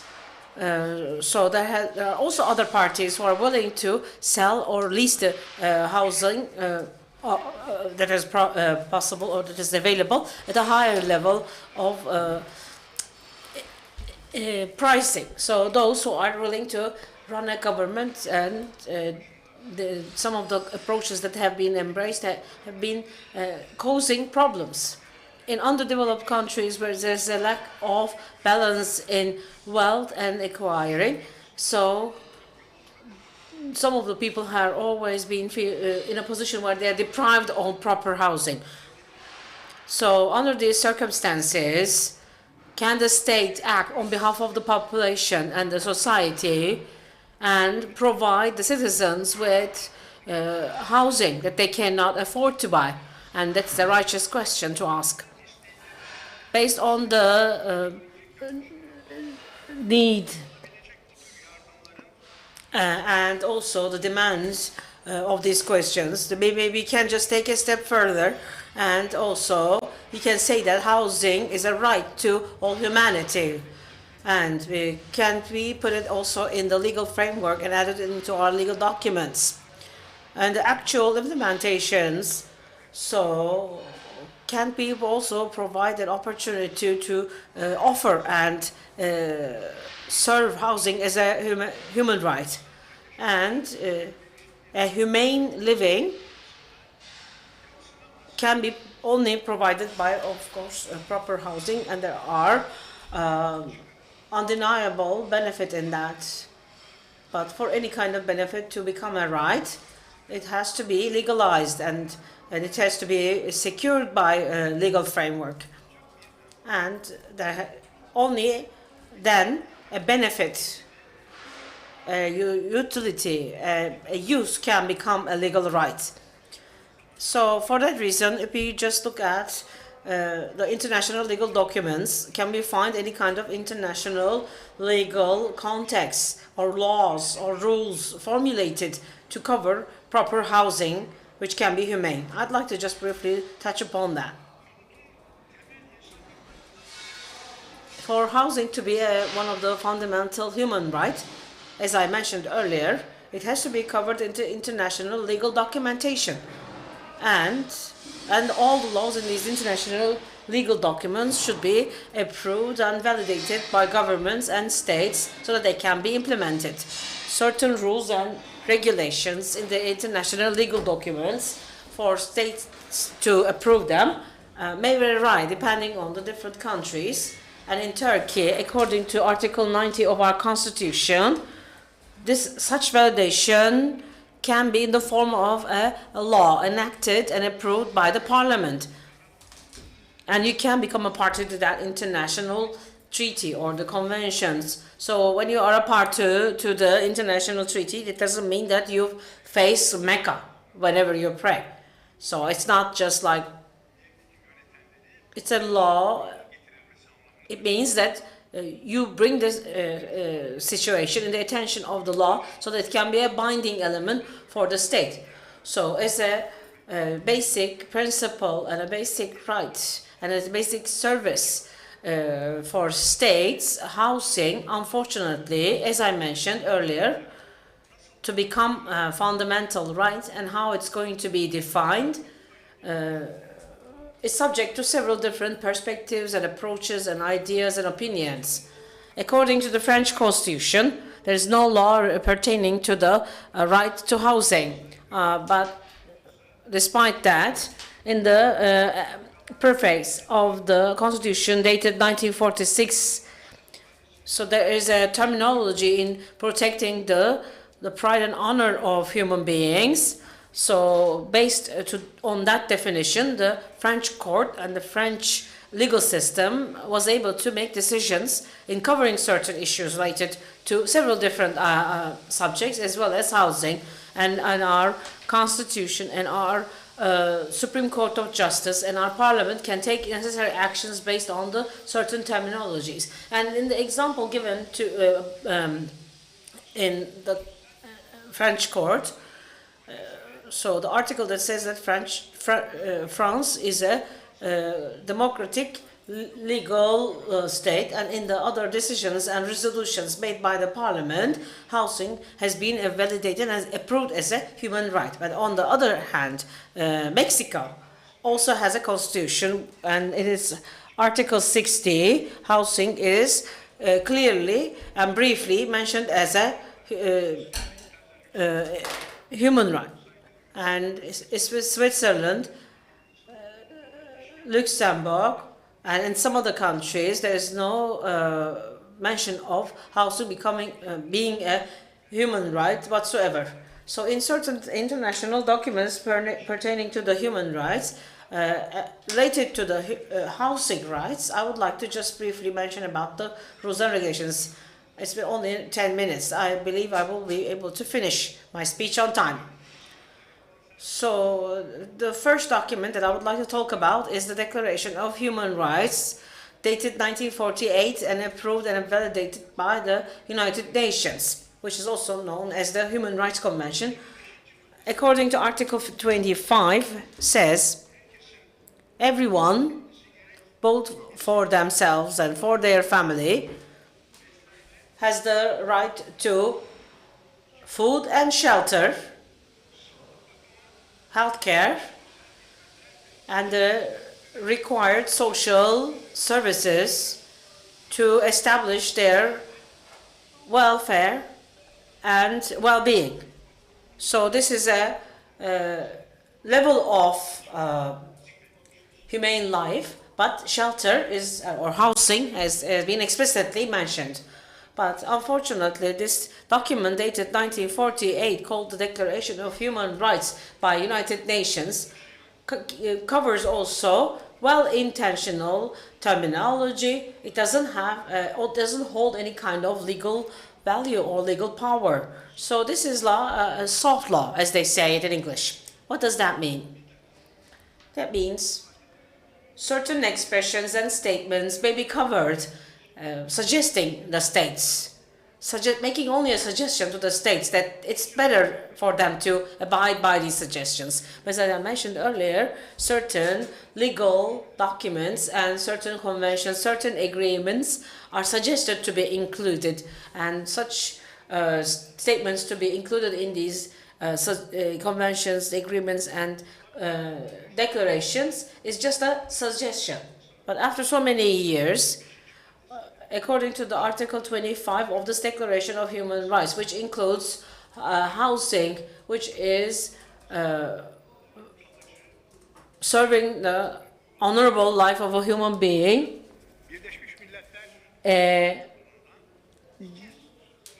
adını taşıyan iki sözleşme geçirilmiştir. Suggesting a decent life for human beings, it has been also a suggestion for including these conditions in the law. One of them is Civil Rights Convention, dated 1966, as well. Of course, the Declaration of Human Rights was enacted in 1948, and in 1966, several different agreements and conventions have been prepared to be approved, where governments have been party. And the Economic Cultural Rights Convention, out of the two, has an article pertaining to this particular subject, just like the statement mentioned in the Article 25 of the Declaration of Human Rights. Any state that is party to this convention will be held responsible to provide the sufficient food, accommodation and shelter and housing rights to each individual on a permanent basis. So they are in cohort with that. So they approved that. This is the first agreement. This is the first document. And the Declaration of Human Rights have become a binding statement with these conventions. And the second one, which is dated 1987, which is the Global Housing Strategy for the world, approved by the United Nations. And this document covers the housing right and covers the human benefits and human rights, so that it will be provided by the sufficient and decent ventilation, infrastructure, proximity to work, and also specifying and elaborating on the housing right. And it says in that document that the right to have sufficient housing is approved by a universal one. All citizens of all countries have the right to expect this right to be covered and met by their own governments and their states. I would like to talk a little bit about the third document, but before I do that, I see a very esteemed colleague who is a friend of mine for 45 years, working. I had a chance to meet my colleague in Oxford, who is Geoffrey Payne, who is already here as a speaker today. Since I knew that he would be here, I also brought a book by him, Somewhere to Live. Every single subject that I was trying to explain and everything that I haven't mentioned yet, and is covered in this book, from Southeast Asia to South Africa. You can find every single part of that subject in this book. So it can be translated into Turkish as Somewhere to Live, which is the very important book by my esteemed colleague Geoffrey Payne. And I would like to welcome him, and I would like to also thank you for being here. And also I would like to thank him for all the efforts that he has provided so far, so that we can provide housing for everyone and everywhere. So the third document, or which may be considered as documents, pertaining to the right to housing and about habitat. And I mentioned that it was covered in 1976, in 1996, and also in 2016. So do you know who has been objecting in these meetings? United States of America. In 1996, during the second of the Habitat meetings, said no. And said that they are against including the right to housing as a major fundamental right as a part of this document. Because if you include the right to housing and right to shelter as one of the fundamental rights, people will start rioting, and they will also start claiming proper housing and shelter from their own governments, and the governments and the states won't be able to afford it. So, and they have made they have made it also very clear that they are against this idea. And the fourth document that I'd like to talk about dates back to 1992, World Environment and Development Forum held in Rio de Janeiro. So there was an action plan approved as known as Agenda 21. So right to own housing, which is a fundamental right of human beings, covered both in the Declaration of Human Rights and also as a economic and cultural rights convention. It has been considered as a rule of law, so it will be protected by law, and it will be provided by. So and I don't like, of course, use this, but it also includes the forced eviction. So forcing people to move out of their homes, forced eviction is also a subject to this one. So we have this another document approved in and enacted in 1996, and the European, and according to the Article 31, housing has become a universal right. I'm terribly sorry about this.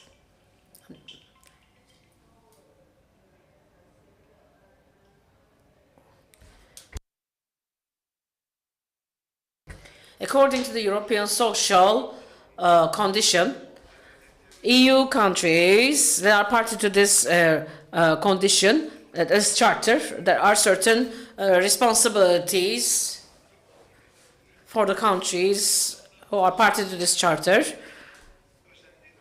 to encourage sufficient housing with sufficient conditions and to decrease homelessness, and also to make it convenient for housing for those who cannot afford it. So as a guarantee to these kind of conditions, they have included another law. If it is not possible to abide by these conditions, and if the states are in violation of these rules and laws, so NGOs, cooperatives, or legally acknowledged other institutions like chambers of professions can make a complaint applying the EU in a collective manner. And sixth but not least, the subject that I would like to present, it's okay if I didn't mention, because a very esteemed colleague of mine who is going to talk in the next session and who is already sitting here, will be talking about the right to urbanism, right to the city. So I'd like to just talk a little bit about this with a few sentences. So there is a document called by European Council called the Right to Housing, approved and acknowledged in 1992. But in the next couple of years, a new urban manifest has been introducing several different terminologies so that they can improve this document. And as it says in this document, so housing is an area that defines and determines each individual's identity. Like as it is explained in the Declaration of Human Rights, such ideas have been introduced in this document. Everybody is entitled to the right to live in proper and decent housing, and for everybody should be able to meet the needs and demands of their family members, and also they should be able to living a life that is in line with the possible minimum conditions. And I'm sure my colleagues who will talk after me will talk about that. The last document is dated and acknowledged by in 2009, which is one of the founding documents for EU, which is the Lisbon Treaty. And it has several different sections. One of the sections covers the Charter of European Fundamental Rights. So, in order to struggle against the social alienation, the European Union, for those who are in need, will provide necessary assistance for the community being the European Union, in line with the community laws and regulations and national laws and regulations. The purpose is to provide social assistance and assistance for accommodation. And these rights are well respected by the EU. With a few sentences, I would like to touch upon the situation in Turkey, and I will conclude my remarks, because I have 10 to 13 more minutes. Since there's no chairperson, I feel free to talk as long as I want. So this is going to be discussed in the future agendas. Article 57 of the Turkish Constitution, dated 1987, is making reference to accommodation. There is no reference to the word right Article 57 stipulates that by taking into consideration the features of these cities, the state will take the necessary measures to meet the need for accommodation. As you might have noticed, there is no word as right. The state supports the mass housing initiatives, meaning cooperatives, despite the fact that the subparagraph makes reference to the right to accommodation. Inside the description of the article itself, there is no reference to the word right, but the Constitution dated 1965 has a difference compared to Article 87. In the relevant article of 65 Constitution regarding the accommodation, the state was obliged to meet the needs of those who are in need of accommodation. Actually, the state's responsibility area has been expanded, but Constitution dated 61 was in force for 20 years. Unfortunately, despite this fact, the state was not able to meet the needs, the accommodation needs of those who are in need. And however, in the subsequent Constitution dated 82, you're expanding the responsibility of the state in such a way to meet the accommodation needs of all the members of the society. Accommodation as human right, what does that mean?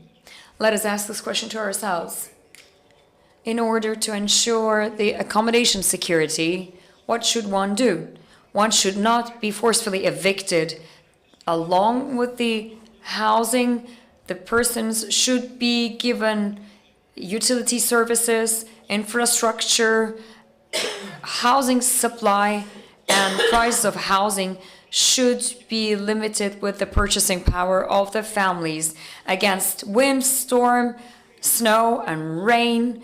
The housing units should be protecting the individuals inside it in such a way to shelter them properly. And the features of the sheltering are described as such. And the housing finance possibilities should also be benefited by the members of the society who are in need. Cultural identity and diversity should also be protected and should also be further developed by the right to accommodation. By recoursing to all sorts of remedies, the state should exercise all the financial resources in a gradual manner. The state has to grant the right to accommodation in such a way to respect it, in such a way to protect it, in such a way to make sure that this right is exercised by every individual of the society. In the social rights and duties section of our Constitution, this is Article 65, all the rights and economic and social rights, including Article 57 on accommodation, are going to be met to the according to the extent by which the state is able to. This is called escape clause. This is an escape clause meaning that the duty is given to the state to provide the society with the accommodation, but thanks to this article, state has the possibility to escape from it. Welcome, distinguished chair. So let us ask this question.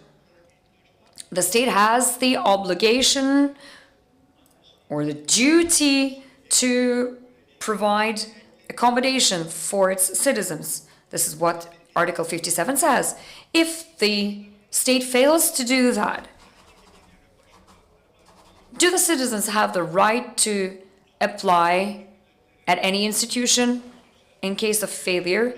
UN has this convention on economic and social rights. We need to remember the rules of the document in question. Let me make a reference.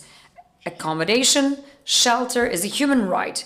This is endorsed intellectually by everyone. Unfortunately, the main basis of this right is very much dependent on the documents, legal documents, which are failed to get implemented, even in the developed countries. This is not considered as the public service, but as a source of interest. And significant segments of the society, especially the poor segments of the society, have their rights remained on paper. So environmental and urban values are tried to be monetized by the neoliberal policies, and the right to accommodation is not exercised due to this particular fact. And the burdens to eliminate the exercise of this right is not recognized. And social state should have the respect for those values, and in endorsing the values by the larger segments of the society, I'm sure that you would also agree with me by saying that the state has a huge responsibility for all the segments of the society to recognize the presence of the rights in question. Thank you very much for your attention. Professor, thank you very much. I will leave the floor, but if there are some questions, yes, without exceeding our time, can you help me in passing the microphone? Professor, please accept my respects. It was such a lovely lecture. I've learned a lot. My name is Burak. I have two questions. One is about Constitution dated 82. In Constitution dated 82, you said that there's a reference to the right to accommodation. You talked about Constitution dated 82. The professor has to use microphone, otherwise it's inaudible from the translation booth. It's inaudible from the translation booth. Both of the speakers have to use microphone. Lütfen hocamıza mikrofon verebilir misiniz? Tercüme için konuşan kişilerin mikrofon kullanması gerekmektedir. The lack of social housing, the lack of mass social housing is recognized. Don't you think that it would be useful to make an interpretation of it from the social perspective?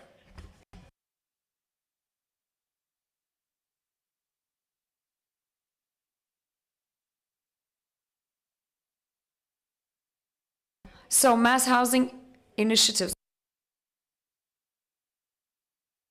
Microphone, please. Microphone, please. So I have to use the microphone this way? Yes, thank you. Thank you, Selahattin. Back in 1930s, the cooperative initiatives came up front, and this was possible thanks to the support of some of the countries. After 1950s, this sector was revived, but after that period of time, again, it has experienced another plateau because of the fact that there were two alternatives, one being the non-profit housing, the other being profit housing. So there are some zigzags and plateaus and peaks. So as of 1970s, housing cooperatives and cooperative institution of Turkey stepped in, and the annual housing unit production, the share of the housing cooperatives increased up to 25 to 30%. But there were some frictions, as I said, in between the profit and non-profit segments of the business line concerned, especially private companies producing mass housing emerged, and this ratio went down to 23%.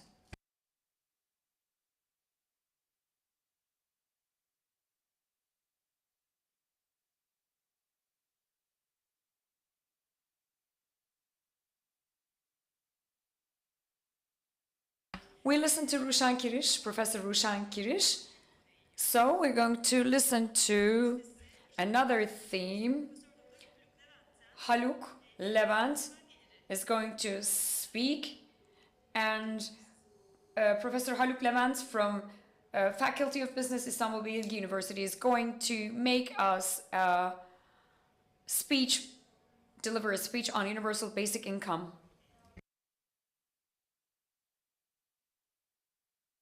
Yes, the previous speaker, professor, said that I want to take the couch because of the age. I am as old as him, but I wanted to stand up because I need to stand up, because maybe I need to be given a sign to close my remarks.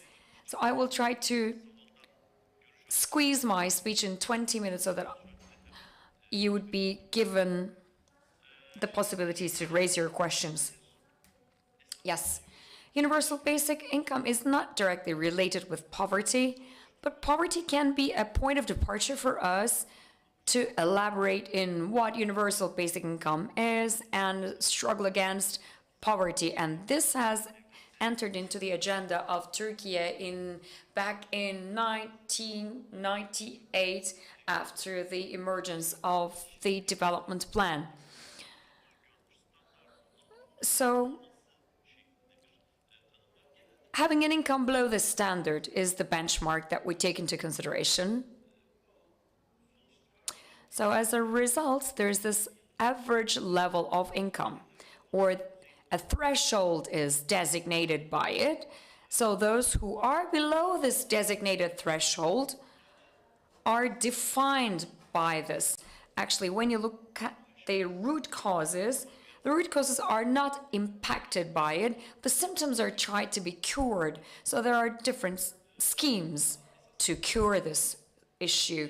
But basically, there are those concepts like absolute poverty, etc. According to Aysin Kalaycıoğlu, describing poverty based on income is because of the fact that the social and moral issues are neglected. As the previous speaker, as the professor said, one has to give a general right-based problematic or concept while handling the problem in question.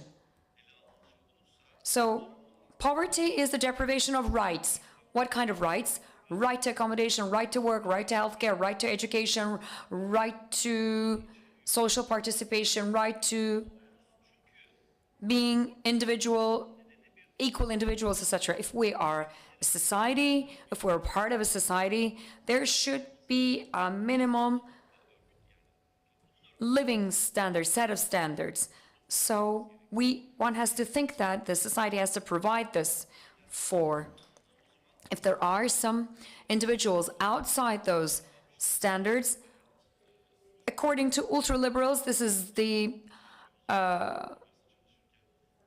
failure of the individuals. By the way, on the economists, of course, I've worked with the urban planners, but I have an economist viewpoint, as you may appreciate, since this is my background. So the deprivation of rights cannot be due to the individual itself. This should be considered as the failure or the error of the society. At least the society should be there to provide an environment for decent living conditions. So this is where the right-based understanding is departing from. So this is going to be our port of departure. I prefer describing poverty in the following way. This is the most indirect way of imposing violence on individuals. Actually, this means that we have to differentiate our approach. So why then do we have poverty? Historically and geographically, poverty can be different, but in understanding the causality, one has to understand the conditions. The wealth effect is important. In order to find a social solution to the accommodation problem, one has to limit the impact of wealth, because you create a slum area, shanty towns, and you just deliver the ownership of the shanty town to the people occupying those places, and we finance, as the taxpayers, we finance those areas, and some urban infrastructure are delivered to those shanty towns, and the value of that land gets increased, it increases, and endorsing this right individually has become a norm, a general norm. This would create a wealth impact. It causes certain leaps in wealth ownership. But those who own this wealth have different life path, different from those who do not have it. Otherwise, it can be described as the path which has fragilities.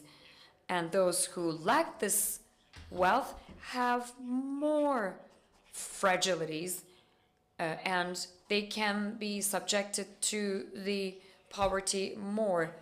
The intergenerational difference is also present, especially education has a huge impact on that.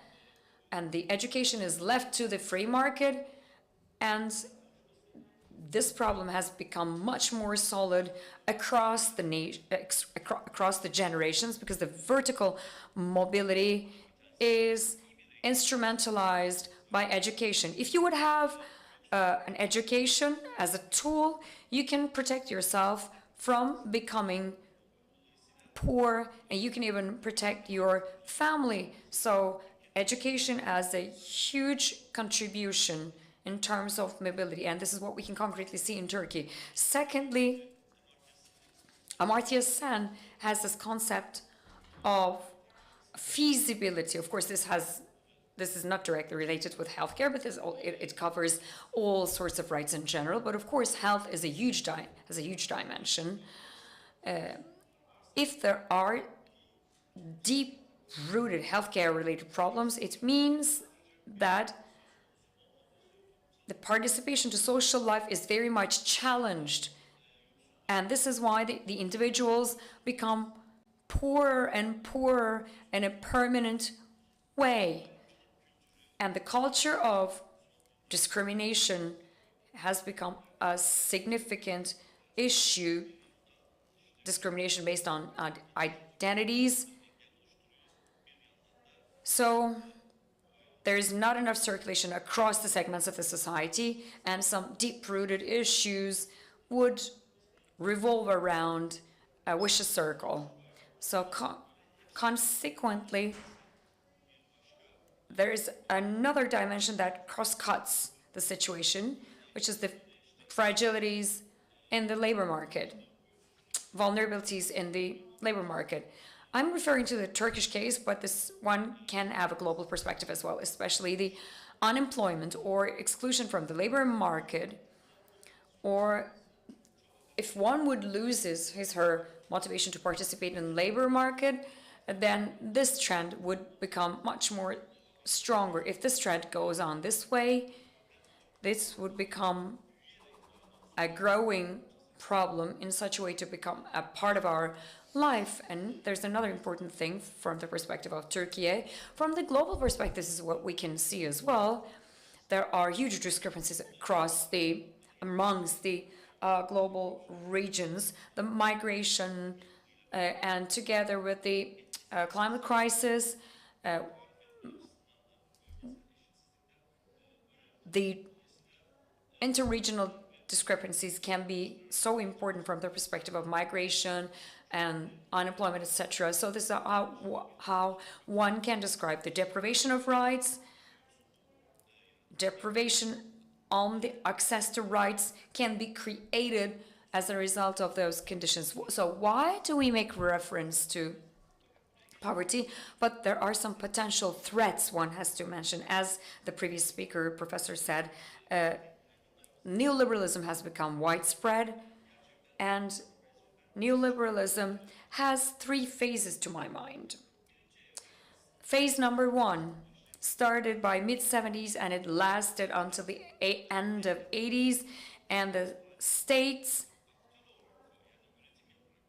used to be an actor in the economic activities, but privatization took place and the public organizations have lost their entity as being a regulator. Factor number two is that the public services have been privatized. Can you imagine accommodation, healthcare, education, all the fundamental public services have been privatized. The poverties got deeper and the mid-class collapsed as a result of this potential. And more than that, this problem has become permanent across the generations, which is a cross-cutting issue. And the discrepancies were given this repulsive environment to get scattered across the segments of the society, across the generations. Phase number three. So, person as a public figure itself is devastated. I mean, you become a part of the herd and you lose your identity as an individual. So of course this is a separate subject. I just want to describe the situation based on a framework. So there are two potential threats. One is the climate crisis, which is the main source of the problems. Maybe this is not what we discuss in Turkey, basically, but this is a matter of life and death. And we are facing global warming due to humankind, and this creates a turbulence globally, and the global resources go extinct.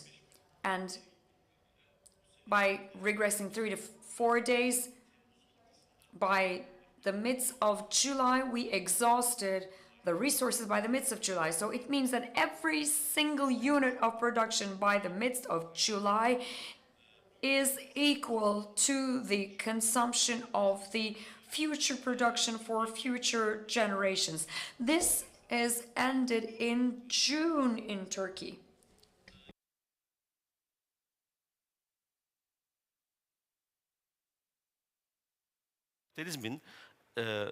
Alameti farikası. Actually, this is the major problem, and that's what you need to aim for when you have to aim for growth, which is the trademark of growth. Of course, in this position today, we cannot handle growth, any more growth, because of the scarcity of resources. And one of the other issues that we feel more at hand, and when you are surrounded by all those technological equipment and tools, maybe you come to enjoy it, but we have come to an era, we have arrived in an era where we are talking about the technology revolution 4 or 5, and they have a high capacity for transformation. And we also see it in two different dimensions. One of them is the way to doing business, how you do business.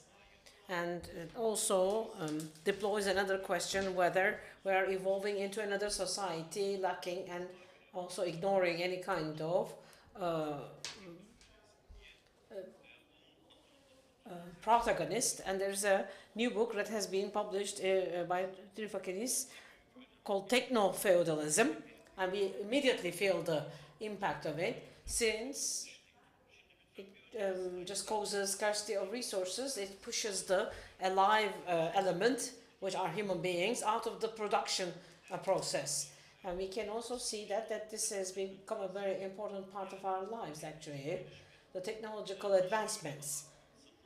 Just like the mainstream economics says that disruptive revolutions, and you can say that we have seen it in 29 and those people who have lost their lives because of the technological transformation can be transferred to another field, actually. So the book about the AI in 2022 by the Dalolo is a major also a proof. All those technological advancements, if they are not managed well, that may lead to a major catastrophe. And the author is Daron Acemoğlu. And this can also stop being a necessity, and working can stop being obligation. Keynes mentioned it. If this advancements in technology continues to grow in this phase, we will be living in an era where there will be 16 hours of work or 20 hours of work per week. But this didn't happen. So considering the 0-hour based contracts for work, for people to survive,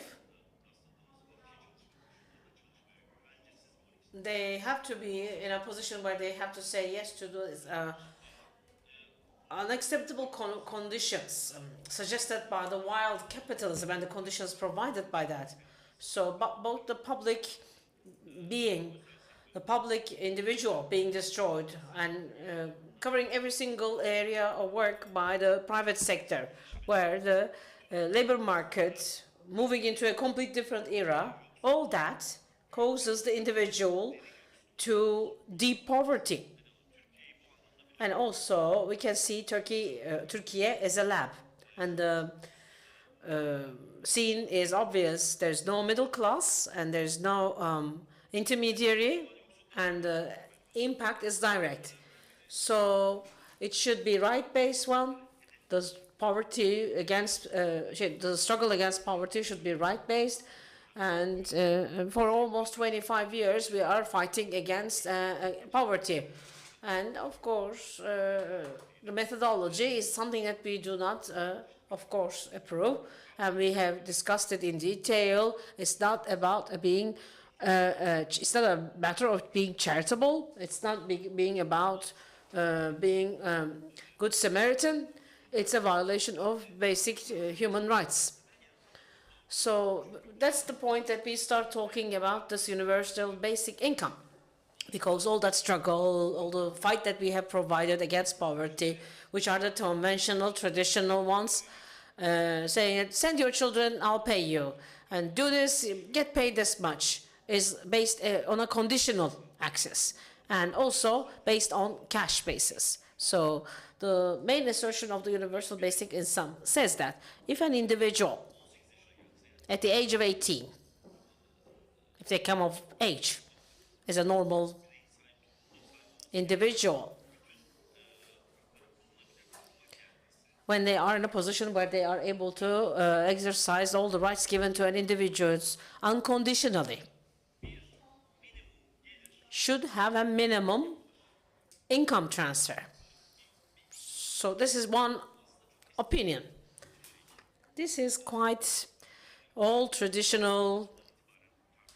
This has been discussed. This has been under discussion since the 17th and 18th century, and I have taken this table from IMF to show you the different dimensions of the discussed universal basic income.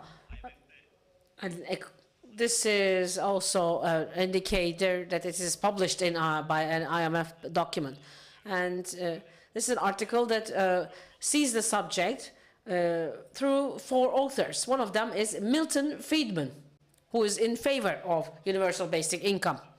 And also may just force our colleagues on the left-hand side saying what is happening. Of course, the universal basic income disrupts and detaches the bond between the minimum working requirement and also changes the balance. So it's a revolutionary change. So, but the context matters here, how it just detaches.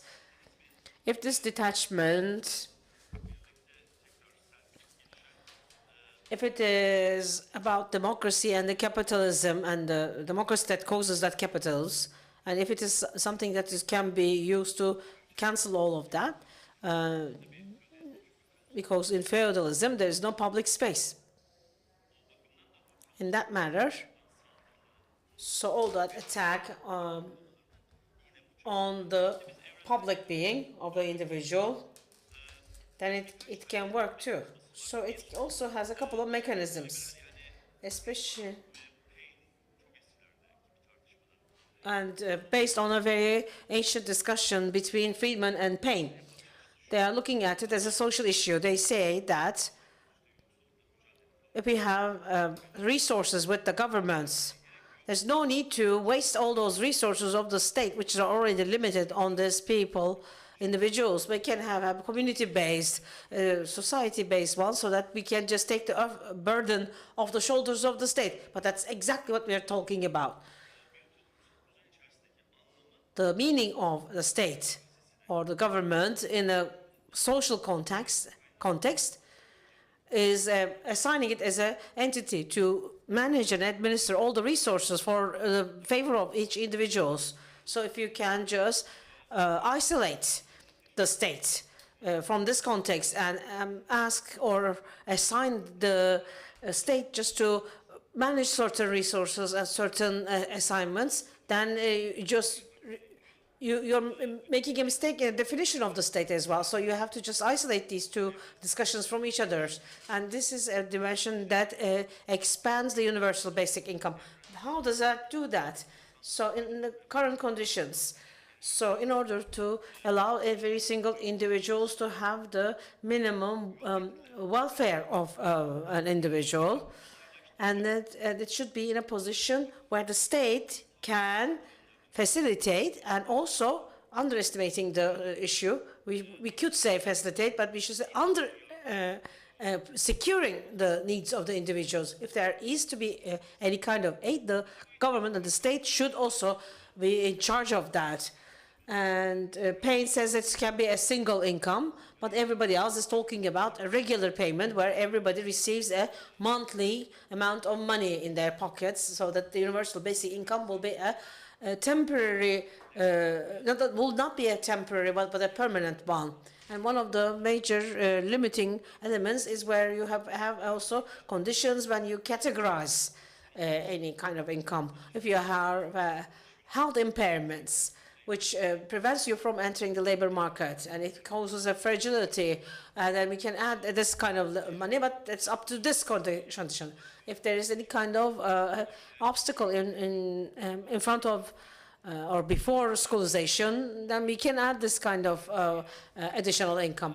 But there shouldn't be any condition, but being universal requires it to be unconditional, and the social and ethical discussions that will come along with that then are taken out of the table automatically, and we are talking about a basic universal income that is unconditional. So anything, and there are also others who will say that this should be unconditional, and so should we have the receiver or the respondent on household basis, or the respondent or the counterpart could be on individual basis or a household basis. If it is an individual, they have to just exist as an individual. So that also brings the right to attain to this. And are we going to talk about a transfer mechanism when we are talking about the redistribution mechanism? So we can also discuss. So this redistribution mechanism also foresees this transfer mechanism, and we're talking about cash transfer to when we're talking about universal basic income. So they also say if we pay people, nobody will work. So there have been a lot of rejections and oppositions, but that's not true. So they have tested it in Germany in certain area for a 3-year-long period, running observations, and this has not been concluded yet. And there's another Finnish experiment. I have taken it from the website of the World Economic Forum. It says that they also made an impact assessment to understand whether it's working or not. Especially for those who are living health problems, it has a huge impact, improving the life conditions of these individuals, both in terms of physical and mental welfare of people. And it has also a positive, affirmative impact on employment, because if you have that kind of income, then you don't feel like you have to work in jobs that require minimum payment, minimum wages, and also when you are not working in good conditions but poor conditions. There is also another assessment about the trust. And 2/3 of the people, interestingly, said that they trusted that this program is working. Therefore, especially considering the impact of it on statistical significance, we can say that it is not causing any kind of negative impact. In order, when you guarantee and secure accessibility to minimum life conditions, and it opens up the path to art production, and there is a big difference between the free time and the vacant time. Çalışma zorunluluğunun kısmen When you have a difference between the free time and the leisure time, because when you have also leisure time, then you can realize yourself. You can also get and obtain new qualities. Since this is a program that also gives you the right that the World Economic Forum seems like it's a good program, and I agree with that. I only have 5 minutes. Maybe there are people in the room who would like to make a comment or also ask a question. And if they can you also ask them to use a microphone, because otherwise I can't hear it. Can we use microphones, please? Thank you.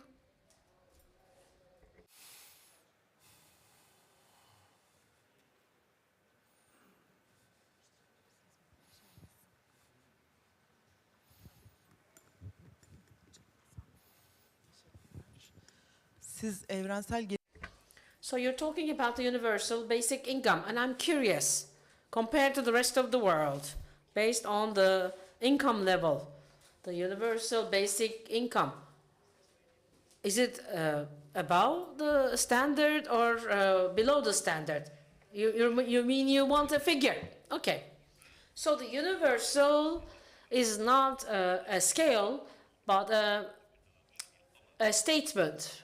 It doesn't tell you about differences in number of or figures, but it tells you that it is what the sufficient amount would be for everyone. So it's about a problem or an issue of source allocation.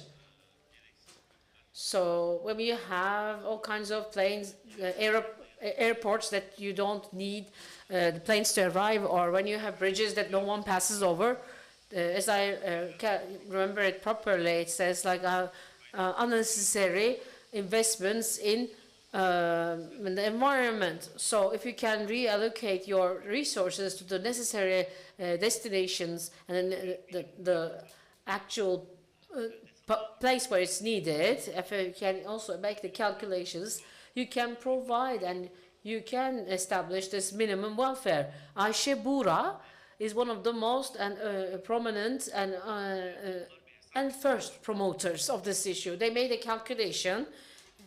The money that is allocated, the public funds allocated to fight against the poverty, if you can add a little bit of it, so if you can add any kind of integrate the resources from the private funds, then it's sufficient to provide this kind of a basic income like everybody else has in a universal level. We have a question over here. Hello. So we talked about the right to food this morning here where you were standing. So where you were mentioning about the rights, you didn't mention the right to food. Yes, I have. I have forgotten. So when we're talking about the right to food, we're talking about the same issues that are 80%, because the social protection, everything that you have covered, are actually used in solving the major problems in the scarcity of food, and especially one of the major problems, which is poverty and the universal basic income. Can we also use it? Is it just because you forgot to say, or is it because? So no, I just forgotten about that. And contrary to what it may have seemed, I definitely mentioned about the right to food a lot, and there's a dimension of food. For example, the food prices in Turkey. And we also cover a program, a TV program on Mediascope. And one of the most striking issues had been about the basic rights and the prices. And the increase in the prices, especially in food, is over 20%. These are numbers by the TUIK.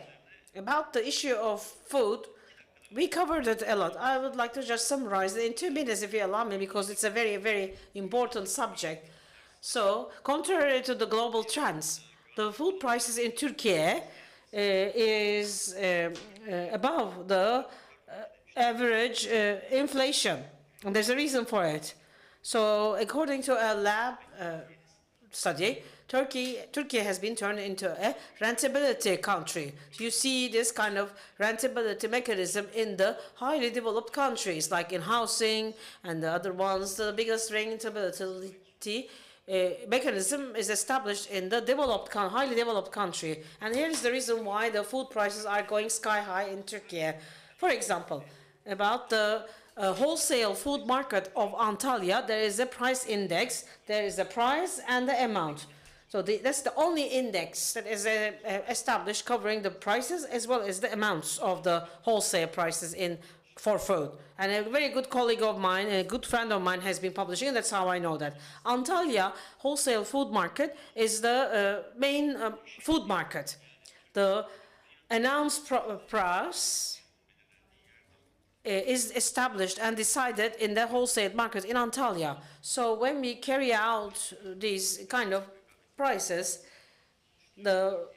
these are the markets where the main competitive prices are defined. Since 2016, the amount of tomatoes that have been sold in the wholesale market, if it was 100 in 2016, it's like 18 or 19, because it's 1/5 of what it used to be.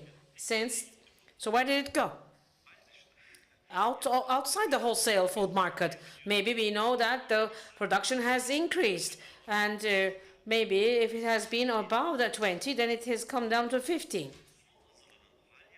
According to the last version of the law of wholesale food markets, the direct purchasing right allows certain companies to ask the farmer to produce exclusively for them, so that they won't be selling all the produce to be sold directly to the wholesale market. So they are working outside the whole supply chain. That's why the announced prices are increased, and the total value that comes out of it artificially as a rentability goes up to 3 to 4. So it's not only going to them, but it's also sold to tourism, to export, but it's very simple. In the previous law for the wholesale food markets, everything was to be sold in the wholesale food markets, and that's why the prices are artificially bloated or artificially blown up. And there is a new discussion about and perhaps we will be able to discuss it in the next couple of shows or so. And that is going to make it a complete disaster. I haven't read it yet, but based on the conversation that I had with Orhan, and Orhan Düz also is one of the parties, and I have to mention his name, and he mentioned that it's going to be even worse. This is something that is created. Maybe one of the examples is tomatoes, but there are other examples and it has a direct and deep and dire impact on the poverty, because in the budget of the poor people, the biggest, of course, share is with food. When the prices are on unbearable level, so they go into destroyed and unwanted and excessive and tarnish food. And when you oluşa etki. It may be just then directed to adulterated food, which causes poverty to become permanent and the fragility to be a much more dire one. Thank you very much for reminding me that. Here's another question. So it's very interesting. You have also separated into three different actions for neoliberalisms. That's what I have thought in the third section. Özel sektör The dominance of private sector, emergence of private sector, and transfer of state power onto the private sector. You did not talk about it. It started with the second phase as of the midst of the 1990s in the world and in Turkey at the ministerial level. We started to see the business persons at the level of ministries. This was related with phase 2. Phase 3 is much larger than the container itself. In Gazete Pencere, I started to write a column on it, on anti-politics. I will elaborate on the details, but technology and anti-policy has economic repercussions, and I will be writing some columns in Gazete Pencere and Mediascope. I will tackle these issues. We do not have time to elaborate on them. I know that we have many questions. Professor Özdem, I think you have a question. Let's pass the microphone. I'm sorry, I'm not able to see you. It's you, Candan. Hello, thank you very much for this beautiful speech. Actually, I'm working in food as well. Based on what you recently said, the capital itself is consolidated itself. It includes the wealth. The wealth transfer has also created a different class. Instead of using universal basic income, can we regulate or supervise the wealth? I'm on the more radical side. Mesherosh was translated. Structural crisis requires structural solution. I wrote a preamble, and there are some details in it. But wealth, if wealth it would not be eradicated from the social life, so we need to change the regime. In Hungary, back in 1956, Mesherosh left Hungary, so was 16 or 17 years old, and he passed away in 2016. We don't have Turkish translations of the books. There are some criticisms by this writer on Russia. There's this long book called Beyond Capital, and the first initial 200 pages explain why the Russian socialist system failed. It starts by saying that unless you eradicate wealth from the social life, it would strangle you. And of course, it makes reference to other things as well. Professor Haluk, we know it so well that we have lots of questions. Let's proceed with the coffee break, and I would like to leave the floor to the last speaker because we've exceeded our time. Now we are going to proceed with the summary of the title. So the next speaker is Selahattin Yıldırım, former Secretary General from Marmara Municipalities Union. He's also the lawyer on human rights. Now I would like to invite him to the floor to talk about right to city.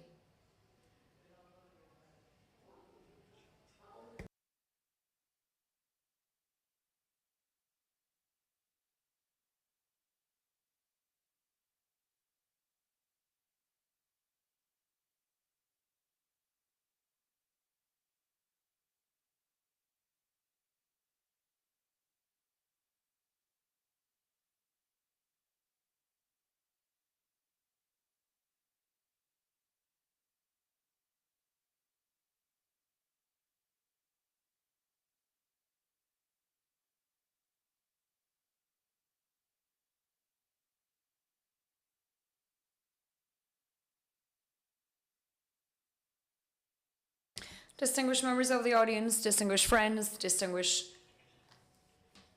youngsters, since the morning, you've been seeing older group of people, except for a few people. Please excuse us. We were given a duty to make presentation.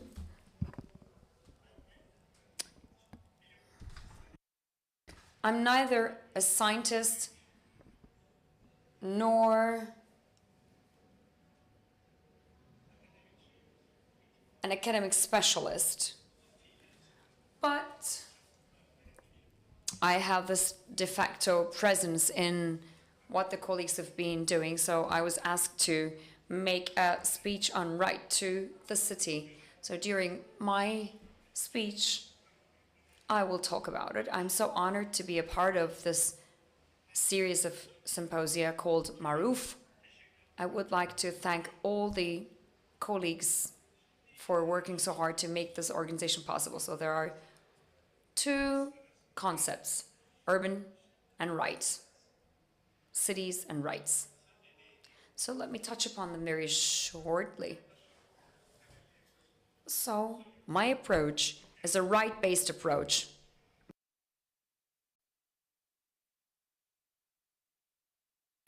Since the morning, we have been talking about rights, and these rights are very much related with each other, and maybe we would repeat ourselves as well.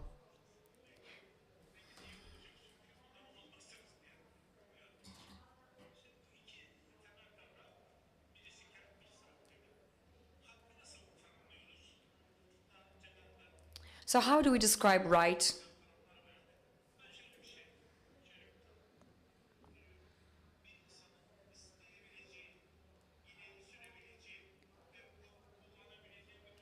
So this is a condition that one can ask for, that one can use. So the justification is due to some needs. It can come as a wish or a longing, but over the course of time, over a process, this feeling becomes demanding the right. And French philosopher Henri Lefebvre is going to be my inspiration. And urban right is referring to what it is, as the philosopher is well mentioned. When it comes to cities, for centuries, human beings have two approaches.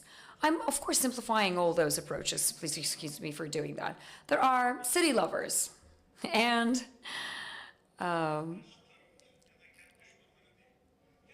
anti-urban people or enemies of cities. They believe that all the evil things are emanating from cities. There's a different group which think that the beautification of our life and enrichment of our life is thanks to the cities. What does it mean to think on cities?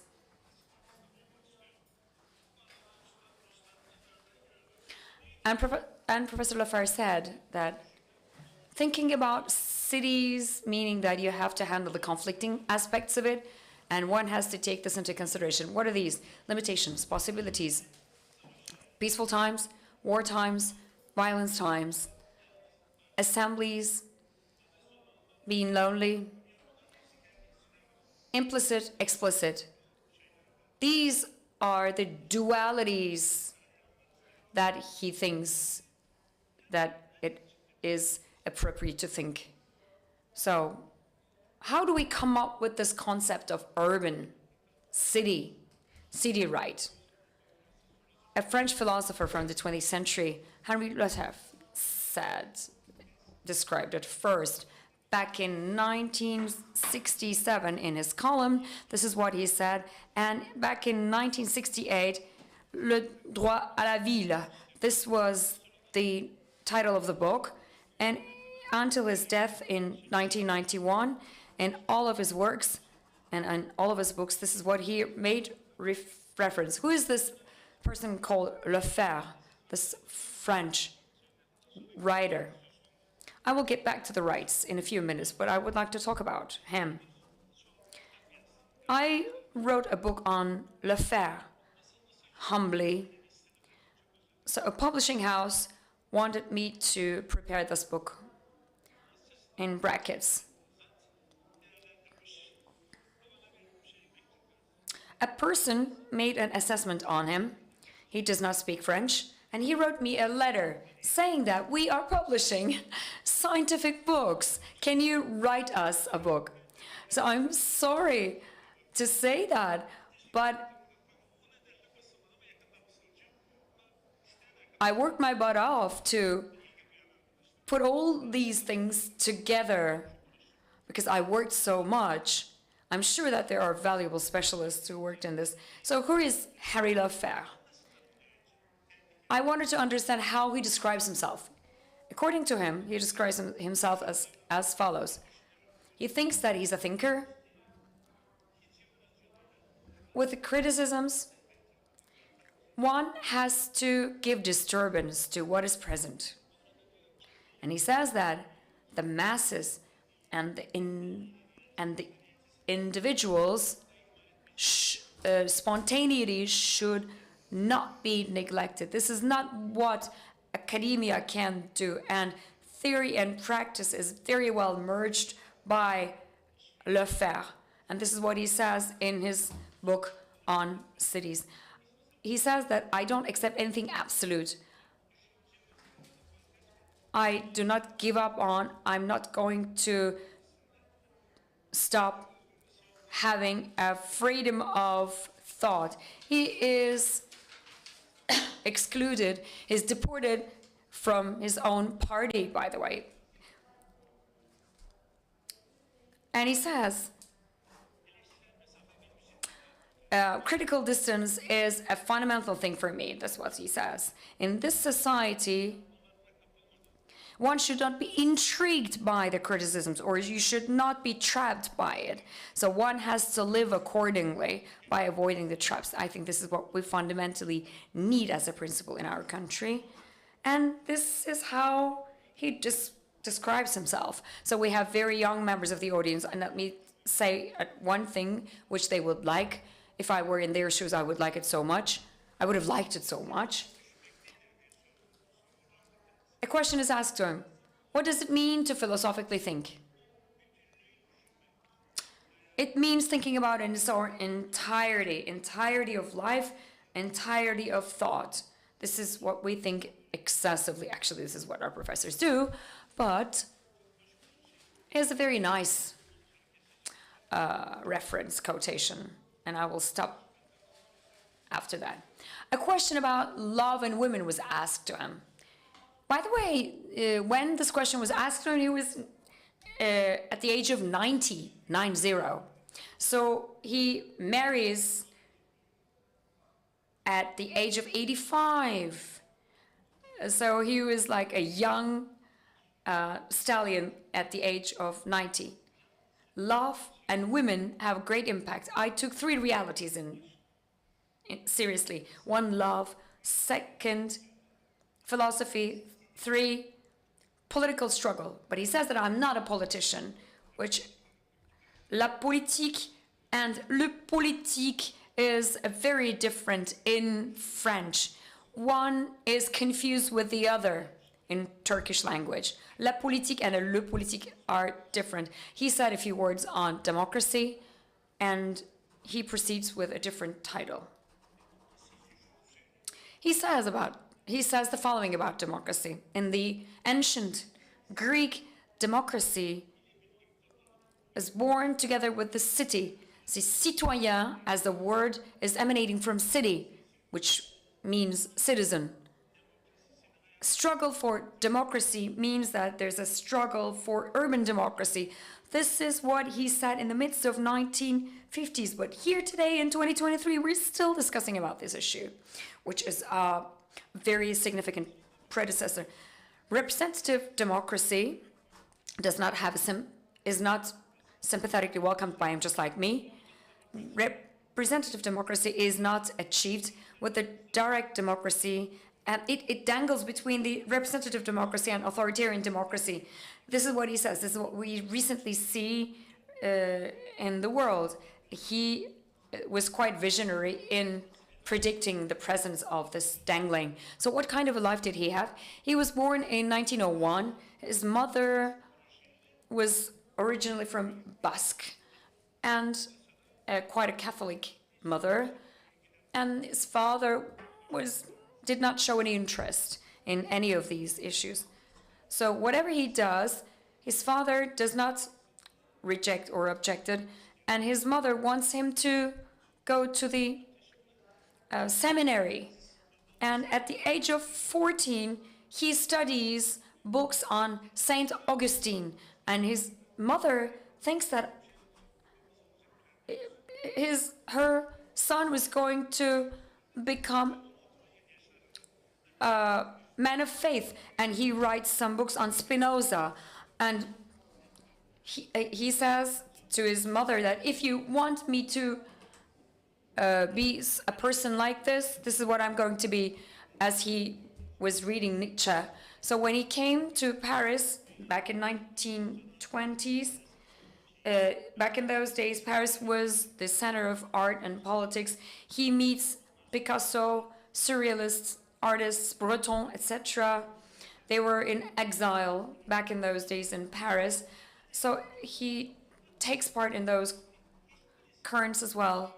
But he does not become a member to any of these segments. He has a critical viewpoint on the political parties. He says that maybe I'm wrong. I don't take absolute things as definitive ones. So what is the basics of his thoughts? So what's the source? What's the birth of urban rights according to him? Let me summarize. So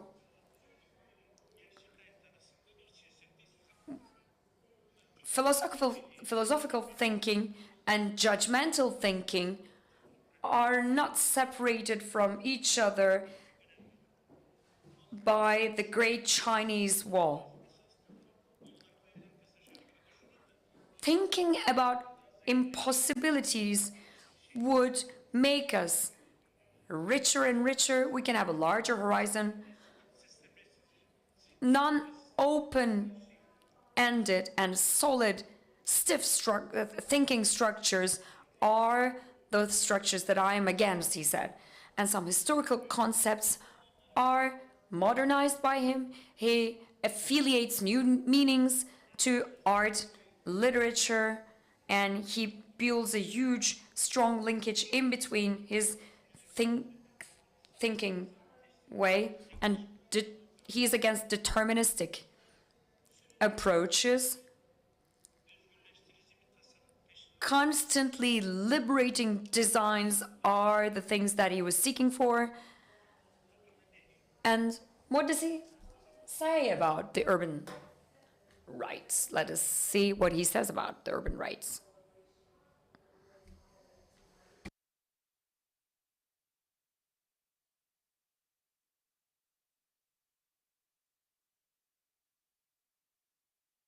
In general, this is what's being done in the world. So the British and the American, and including David Harvey, Peter Marcus, this is what they've been doing. So they have taken the following as a principle.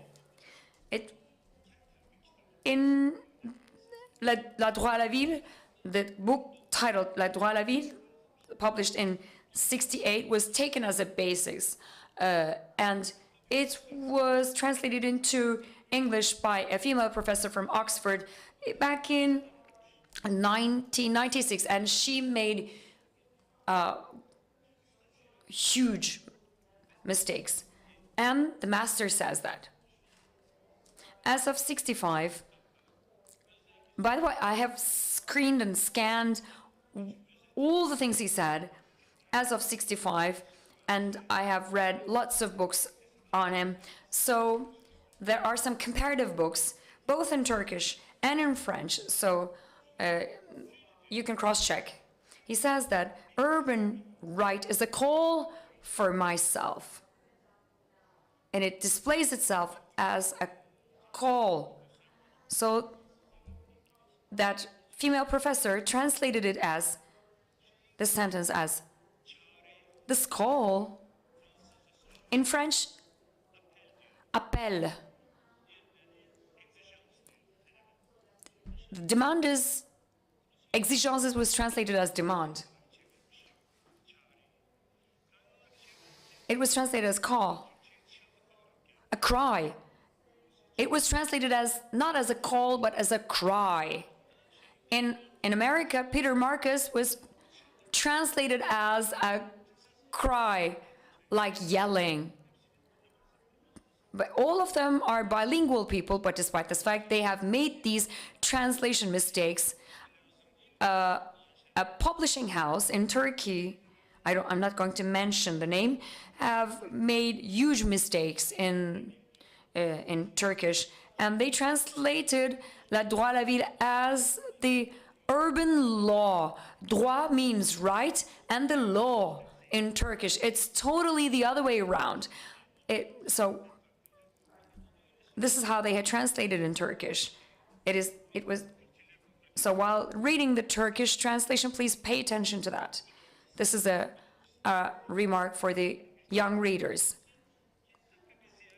Urban right is not about right to visit. It is a transformed, it is a renewed urban life. This is how it can reformulate itself. We cannot confine ourselves with the existing ones. And in another book of his, the urban right displays itself as a supreme right. In the morning session, one professor talked about indirect rights, but this is how he describes the urban rights. I do not, by the way, agree with the previous professor. He says that it's a kind of right to freedom, as the professor said. It is a kind of a right, like a right to settlement. There's a huge difference in that sense as well. And he says that this right cannot only be exercised at the central level, but also at the decentral level. He's referring to the developed centers. They should have the right to exercise those rights. This is not a natural right, he says. In the most positive sense, this right should be there to ensure the communication, interaction across all the groups in such a way to display themselves. He's referring to the public area, by the way, but I'm not going to go into the details of it.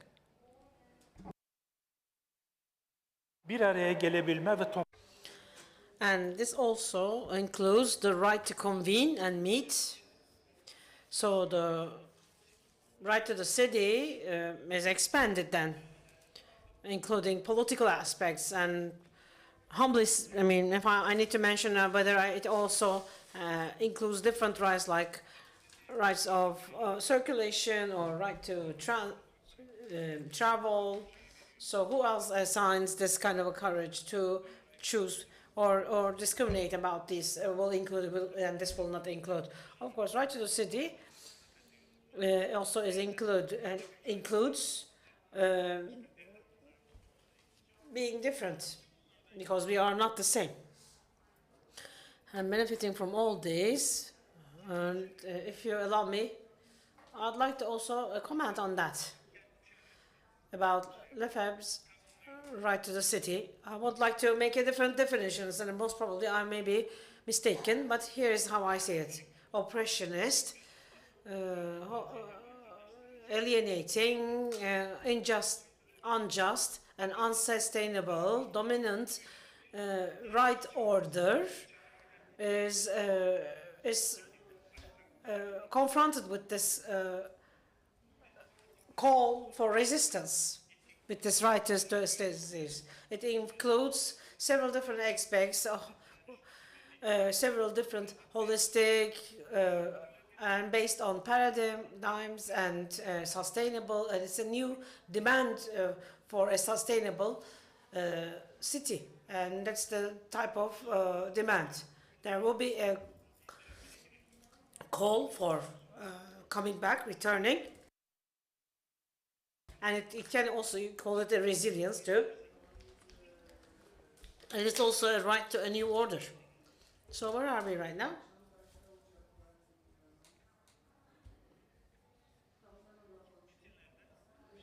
I mentioned about the texts and the right to the city.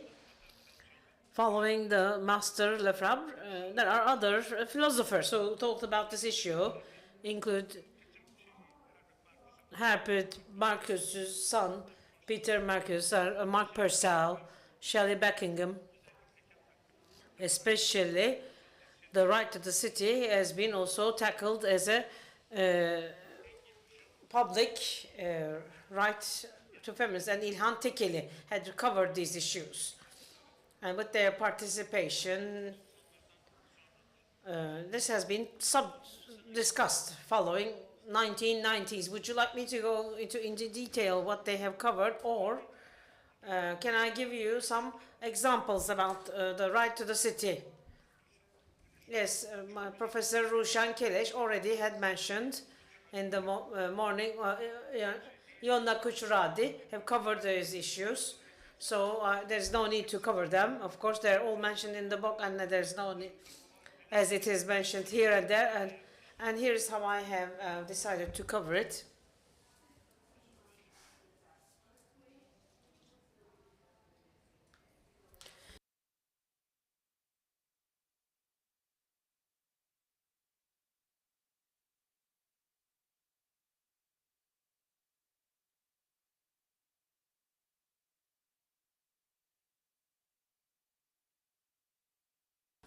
So there are also other documents in the global scale. There are many other different documents. There are also documents in the regional level from Europe, from Latin America. There are national documents like the Brazilian city status. And of course, according to the Brazilian constitution, there had been an addendum, which is the city to the right to the city. And it has been added. There is also Montreal city law, are some of the examples. And you can also see the details. And it's also covered in the book. And if you are interested, I can also share some of the references. I don't want to spend too much of your time, but I would like to also leave the floor to your questions. I don't know how much time I have. Do you have any kind of 5 minutes? So almost done. Okay. And in Turkey, there's another path, and the journey of this subject in Turkey has been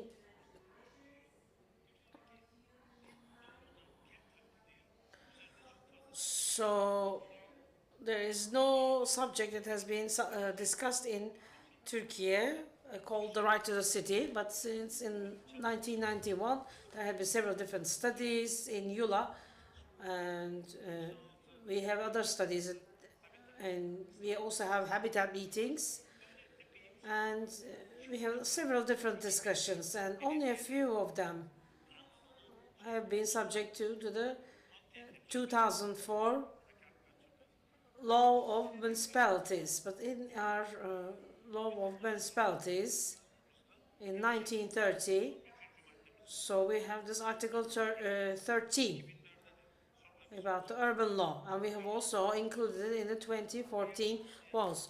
So that's where you couldn't find it in the previous ones. If you would like me to read it, I will read it. So it's in the law, but it's a different subject whether it's implemented or not. And of course, as it's underlined by my professors, according to the Constitution's Article 2, the social legal government includes the subject as well, because you don't need to specify it in detail. So the constitutional legal framework also covers that. It covers this right to the city, and that's what I think. And I believe I'm ready to defend my thoughts. So we're going to finish the journey of this right in Turkey. So you may also ask me, what's the problem with me?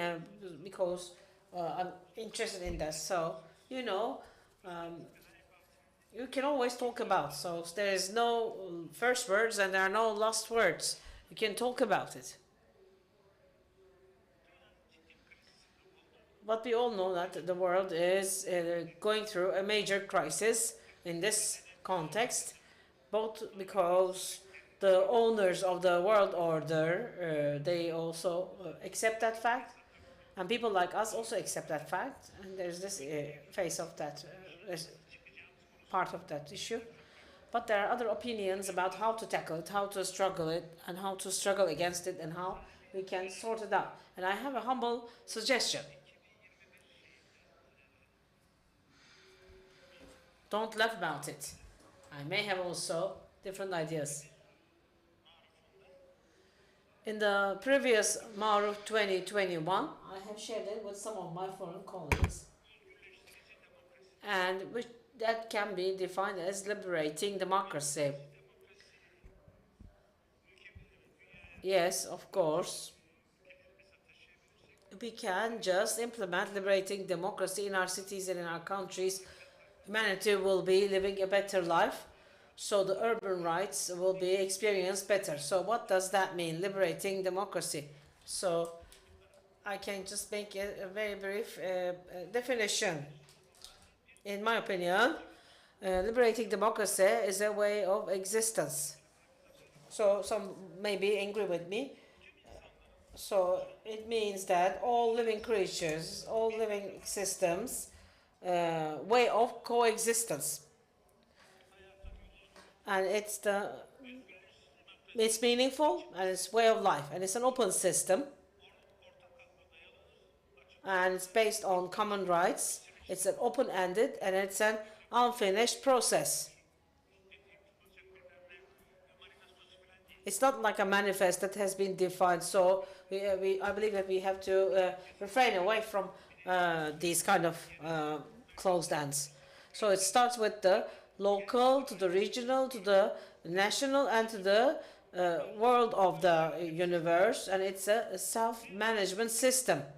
So if we can establish the system that I propose, I believe that it will be a very nice task. I believe that my young people in the room who are looking at me with their beautiful eyes will just make it happen, and we are going away from where we started. Thank you very much for listening, and if you have a couple of questions, I would be more than happy to answer them if I have the time.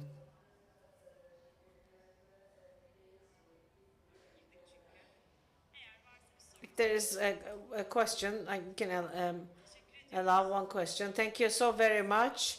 So we will continue at 4 p.m. We will have English, we will have presentations in English then. Thank you very much for joining us.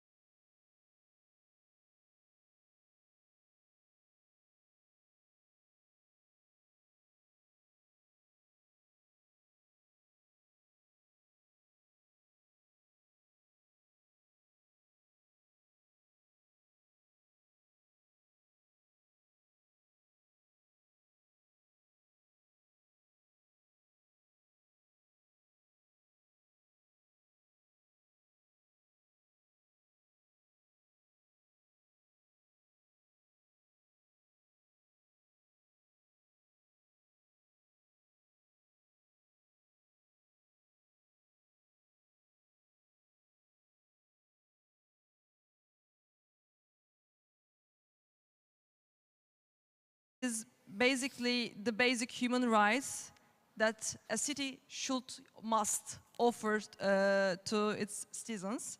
So we started with the localization of human rights, and then we passed on right to food, right to housing, universal basic income to survive in a city. And then we also talk about the right to the city. And now in this urban basic session, we will focus on the accessibility right. So today we have Bronwyn here. Bronwyn Thornton is the CEO of Walk 21, and she is an expert on walking and walkable communities. So she's basically an advocate of right to walk, we can say, but today we asked her to look from a broader perspective to the accessibility and then explain everything in 30 minutes. So thank you, Bronwyn, the floor is yours. Thank you. Great. Okay, can you hear me? Is it working? Is the microphone on? Yes. Now I'm echoing in the room. Good afternoon. Thank you for joining. It's very loud though. Wow.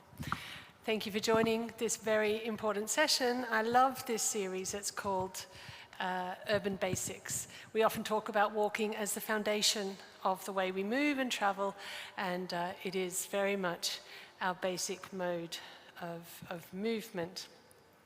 I want to start with introducing Walk 21. Who's heard of Walk 21 before? Okay. So we are a global representative organization, not a membership organization, but we represent walking into international forums. We work with national governments, we work with cities.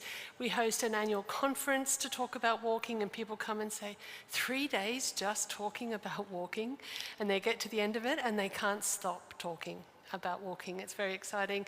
We have on-the-ground street app measurements, and we host the International Charter for Walking. We've been here since the year 2000, so the 21 is the 21st century. This is walking is the 21st century. So I want to start with a question. When we say accessibility, I want you to think about what that means in your head. Just first up, first thing you think of. Okay, so hold on to that. The first thing you thought of when someone said accessibility. Now put up your hand, or stand up if you like. Put up your hand if you thought of this. You're all very good urbanists.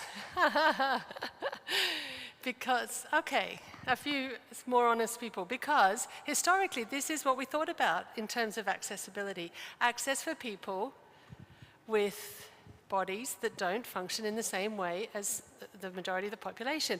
People with mobility impairments like this will tell you that it's the environments they live in that limit their access, not the bodies they live in. And this historically has been more about where people think immediately around accessibility. But today, it's also about this. Who thought about this? Access to spaces, access to places, access to services. Yes? Put your hand up if you thought about this version. Okay, some of you aren't actually confessing or thinking, and this is fine. But this is very much now where the conversation is. But I want to take you on a very quick journey, because we started a little late, to understand this concept around accessibility and how new this is for the way we think about how we are in our cities. So historically, cities were built, and they still are built, premised on the way we move. So historically, we walked. Funnily enough, we still do. Let me demonstrate. And we built cities so people could walk and access where they needed to go. But over time, cities started to look more like this. This might be a bit familiar to some of you in the room. Now, that's inevitable with population growth, but it wasn't just the volume of people that were growing. It was also the way we imagined that we move in our communities that built cities like this. And the advent of motorized travel, and the motor car in particular, led us to urban sprawl at scales unimaginable in some cities around the world. And levels of transport poverty is language that people use in this context, which really came home to roost during COVID. Places in South Africa couldn't even they weren't allowed to travel beyond 5 kilometers. So they couldn't even go and get food. That's how far away their local shop for food was in some of the urban sprawl in South Africa. There's also, not Istanbul, but in North America, transport poverty. When the mortgage crisis hit, people were stranded. and couldn't afford to move and couldn't afford the mortgages, and they were stuck in suburbs without access to their communities because we thought about transport first. We thought about transport, and we got all caught up in building highways and systems, and we think about everything that can move, all those toys you had as a child, trains, cars, even the bicycle has a thing that we can hold on to. And we got obsessed with building for transport. And that's how we ended up glorifying, well, it was the glorifying of the motor car that led to this, that movement by motor car, by private motor car, was the way we invested. That was our priority mode. That's where our money, our space, our energy, and our psychology went. My friend in the UK calls it car brain, and I'm going to talk more about the UK and their car brain shortly. But it led to this. It led to environment.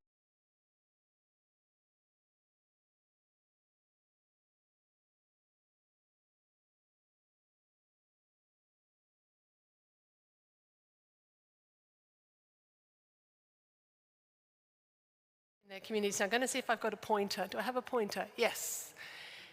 This is a massive urban shopping centre in Melbourne, Australia. I'm Australian. I'm very willing to shame myself to move the agenda forward. See the people who live here and here, they cannot walk to their local shops. Their local shop is there. And Australia is full of this.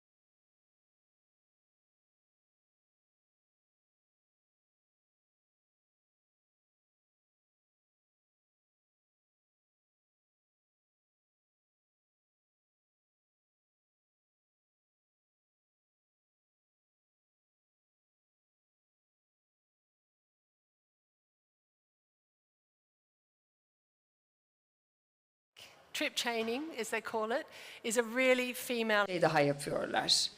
İşte git alışveriş yap, çocukları okuldan al vesaire gibi işler yapıyorlar. O 15 dakikalık süre 45 dakikaya çıkıyor dolayısıyla. Yani işe gidebilmeleri için yani 1 mil kadar erkekler yapılan bu çalışmada görülüyor ki arabalarına biniyorlar, ana yola çıkıyorlar ve ofise varıyorlar. 45 dakika. Aslında çok daha uzağa gidiyorlar. 1 millik bir alanda kadınlar hareket ederken bu çalışmadaki erkekler 25 dakika. Önemi var mı? Yani o bilgiyle ne yapmak istediğinize bağlı. Çünkü bu ölçüte baktığınızda o 25 metre özür dilerim, 25 mil özür dilerim, daha fazla hani ekonomik fırsat var işte ekonomik olarak ama kadınlar kısıtlanmış oluyor. Çünkü 1 mil içerisinde hareket ediyor. 25 milde erkekler hareket ederken. Şimdi diyelim ki kadınların fırsatlara erişimini arttırmak istiyorum. Zaten bu yapılmaya çalışılıyor. Kadınlara bu anlamda fırsat sağlanmaya çalışılıyor. Ama 45 dakika daha fazla hareket etmek zorunda kadınlar ki o fırsatlara erişsin. Bu işin öbür tarafı var tabii bir de. Daha fazla fırsatı olduğumuz yere getirmek durumundayız. Ki boş boşuna 45 dakika bir yerden bir yere gitmek için harcamayalım. Çünkü erkeklerin bakış açısından anlattığınızda yani ana yola çıkabiliyorlar erkekler. Daha fazla fırsata erişiliyor. Kadınlar açısından baktığınızda yani etrafta yürüyebilir yani yürüyebilir mesafede olması daha iyi. Çünkü daha fazla iş yapabiliyorlar ve o yüzden de yani ve bu seyahat süresine olan ihtiyaçtan dolayı kadınların toplu taşıma olan ihtiyacı daha fazla ve daha fazla faydalanmak istiyorlar. Harika bir çizim var burada. Paris'ten mesela bir örnek var burada. Şunu gösteriyor bize. Şimdi diyelim ki insanların yakınında yaşadıkları yerlere hani yaklaştıralım ki erişimleri olsun. Yani tabii ki tüm yani 30 dakikalık bir mesafede dağıtırsak ne olur görmeye çalışıyoruz. Yani sıfır noktasından bir yere gidecekseniz işte yol güvenliği de var. 15 dakika da işte hem hastane olacak hem iş olacak, okullar olacak, faaliyetlere erişecekseniz 15 dakikalık bir mesafe ile insanların yaşadığı yerlere yakın olacak. Ya da işte yürüme mesafesi olacak. Bu çizimi de çok seviyorum. Biraz tarih dersi gibi aslında baktığınızda. Eskiyle modern hareketliliği bir araya getiriyorsunuz. Yürüme mesafesinde olsun istiyorsunuz ama modern bir hayatta da bir takım şeylere erişimimiz olsun istiyoruz. Ve insanların bu mesafeleri yürüttüğünüz zaman böylelikle toplu taşıma olan etkimizi azaltmış oluyoruz. Çünkü sürekli olarak şehrin uzak yerlerine gidemeyiz çünkü şehirlerde yaşıyoruz ve sürekli olarak o lüks arabalarımızla, aşırı büyük arabalarımızla bir yerden bir yere gitmek ayrıca bir yük de getirmiş oluyor çünkü. Ne kadar uzağa gittiğinizde ne yapabileceğinizi görebiliyorsunuz bu çizimde. Şimdi iyi de yürüyerek her yere gidemem. Yani genellikle hani evimin yanındaki parklara yürüme çok daha keyiflidir diyebilirsiniz. Tabii çok taraflı kalkınma baktığınızda farklı bir anlayış getirilebilir. Çünkü toplum denilen şey başka bir şekilde tariflenebiliyor. Siyaset açısından da çok siyasete konu olan bir başlık. Birleşik Krallık'taki başbakan. Şimdi 15 dakikalık mesafeler bizi serbest bırakmıyor aslında.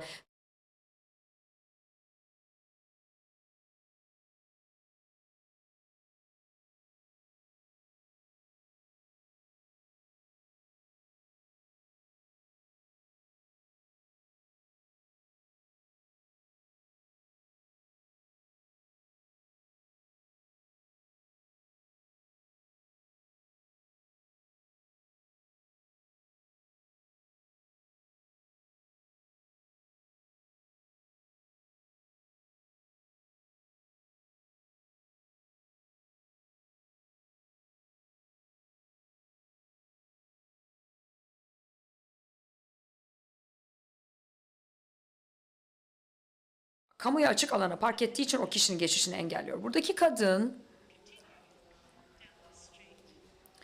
bu şekilde sokağın sonuna kadar bu şekilde engellendiğini görüyoruz. Yani belki araba, belki size özgürlük sağlıyor ama artık bu çok eski bir düşünüş şekli. İşte artık hani 21. yüzyılda gelin hani arabamızla bize katılın denen durumlar oluyor ama bakın sürücüler şöyle düşünüyor. Biz buraları işgal etme hakkımız var diye düşünüyorlar. Diyelim ki işte tam ben de araba kullanıyorum. Yani araba karşıtlığı yapmıyorum ama mekanları nasıl önceliklendirdiğimizi anlatmaya çalışıyorum. Bu konuda kendimi net ifade etmek isterim. Çünkü öyle zamanlar ve öyle yerler var ki farklı taşınma, toplu taşım şekilleri vardır. Ama başka toplu taşım şekillerinin yerine geçiyor mesela araba kullanımı. Bremen'den bir örnek bu mesela. Bu araba sürücülerinin bir özgürlüğü var.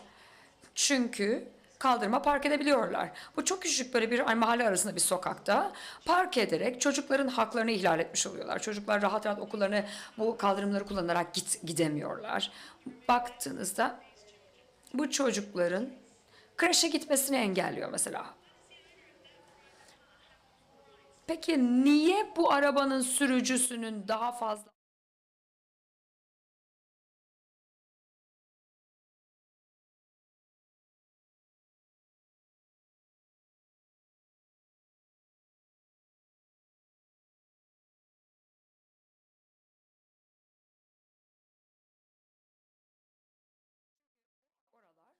insanların yürümesi için ayrılmış olan alanlar. Bu sayede çocuklar daha rahat bu kaldırımları kullanarak işte okula gidecekler dendiğinde böyle bir tartışma olsa insanlar nasıl tepki verir? Değil mi? Böyle tepki alırız. İşte sanki hani beni öldürdünüz, uzuvlarımı kestiniz. Sanki benim elimden haklarımı aldınız.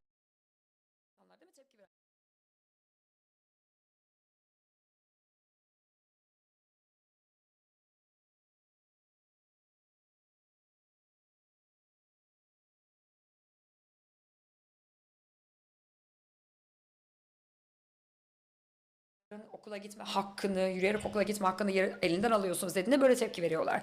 Ama bu konuşmaları yapmak zorunda. Şöyle bir laf vardı. Neydi hatırlamaya çalışıyorum. Yani bir The whole, I'll come back to it. I'll come back to it. With cars and the sense that our car is the dominant way we think about it. Because what about these children? It's not just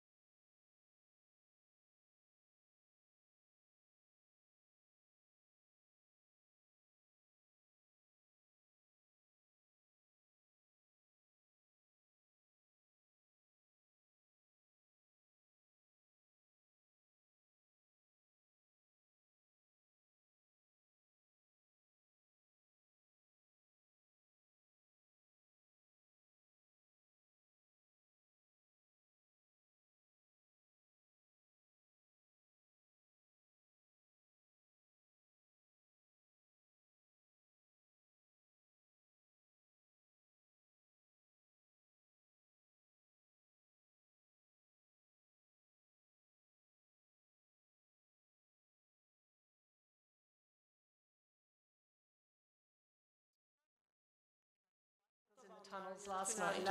Don't start there. Start around your schools. Start around your public transport stops. And make a lot of difference without necessarily having any impact on car vehicles at all. Break it down into the things. Some people talk about it like acupuncture for the city. Some people talk about it like localism or whatever. Don't let how big the picture is deny you the opportunity to make a change where you can. And that's the difference between being defeated and being inspired by what's possible. I hope. Thank you. Thank you, Brown, a lot. If you have more questions, please come to tomorrow's session at 2:30 p.m. Thank you for the presentation. Thank you. Thank you very much, everyone, for coming. In our area organization at 4 p.m., we are losing our audience, and we call it this as a car driver effect. They are always leaving to get rid of the traffic, and they are always missing the good parts. So exactly, yeah. Okay, so we are going to jump to right to open data. I'm inviting Itır Akdoğan and Teemu Rappanen to the stage. Thank you. Stage floor is yours.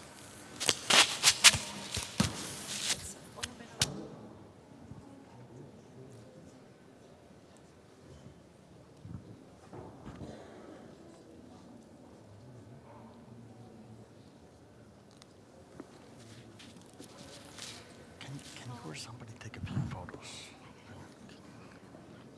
Okay.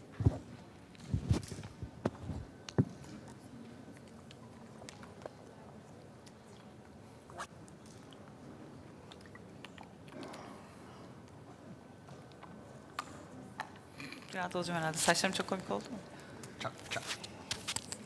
Çak.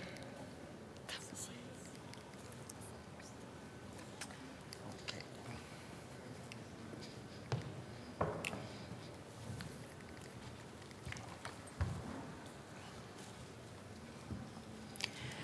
Hoş geldiniz. Şimdi Welcome. So we will be talking about right to open data. My name is Itır Akdoğan. I am the research director for TESEV, and I'm going to be the moderator for this session. So we have a speaker, Teemu Rappanen, who is a director of growth for several different foundations. So if you allow me, I'm going to talk in English. And actually, this is going to be a session in English, as far as I can understand. And different than the previous one, we will have a Q&A session throughout the whole session. It will not be a speech-based as well. Kiitos, kiitos. Kiitos, kiitos. I'm very pleased to have you here. So we will have this chat. I will have my questions, and at the end of my questions, I will receive questions from the audience for you. And hopefully many questions. Many, I so hope to. Can you please start by telling a little bit about yourself? And then I will start with my questions. Okay. Hi, everybody. My name is Teemu. I come from Finland. As Itır introduced, I work with data. And for the last 10, 12 years, I have worked after a career in the private sector in digitalization, have worked in academia, in government and non-profits around how we can make more fair, more equitable, more human-centric society. Working with e-participation, firstly in the Finnish government, and then after that with open data and personal data. So how can we use data to build better services that benefit all of us as citizens, as individuals? How can we solve those very, very difficult problems of our time, like the climate crisis, like the health issues we've had, like crises within things like war, for example, congestion in the cities, improve quality of life with data. That has been the key thing. And gladly, I have had a chance to work both, looking at it from very many perspectives, from academia, from non-profits, from businesses, and I think that all of those aspects are needed for this fair, sustainable, and prosperous digital society. And actually, this is how we met. You were working at the Ministry of Justice. That's true. And I was working at the University of Helsinki, and we used to have a project on e-participation ages ago. Well, when we talk about rights, I think it's very important to define what kind of concept we are talking about. So my warm-up question is how you define open data. At its simplest, open data can be defined as data that's accessible. You can access data. It needs to be able to be combined, repurposed. So you need to be able to combine multiple types of data, mix and match, and then share with whatever you have made out of that. Basically, what I mean is that, for example, PDF files or things that you openly put on the internet, that is not open data, but rather data in structured formats that developers can use to build visualizations or new types of applications or things like that. Do you think it's a right? Do I think it is a right? Open data definitely relates to many fundamental rights. It relates directly to the right of information, but also then indirectly, I think, to a lot of other rights we have, as data is very much a component in related to many other rights. As a right alone, perhaps not. Perhaps not. And how do you think it relates to the right to the city? To the city? Well, I think the city as a whole holds huge amounts of data, both related to how the city functions, the roads, the buildings, budgets, the population, statistical information. And it also holds often information on a very granular level about you. It holds information about people coming in and out of the city. So that is massively important material, if you will, for developing all kinds of services. And not only services, of course, also for planning and policy and kind of non-tangible things. So the city is enormously important for data. It's also important in a very different way because cities are often kind of platforms for economic growth. They are platforms for innovation and such. So they should, in that sense, also foster the reuse of that data, not only for the purpose of better cities, but also for their businesses. The previous speaker, in her last answer, she was insisting on data as well. So data really helps in our right to the city in many ways. Every time we talk about data, and open data especially, there are many people who are reluctant to share their personal data about privacy and all this, what their personal data will end up, where they will end up, and who will benefit from the data. So these are always the concerns of people and also institutions. And at My Data Global, you actually use personal data. My Data Global aims at collaborating for using human-centric data for better societies, for more prosperous cities. So now I'd like to, I think it is very, very interesting in this era of open data, opening all the data and all this reluctance with the personal data. You do actually what seems to be quite difficult. Can you please define what you mean by human-centric data and what kind of personal data you use in your work?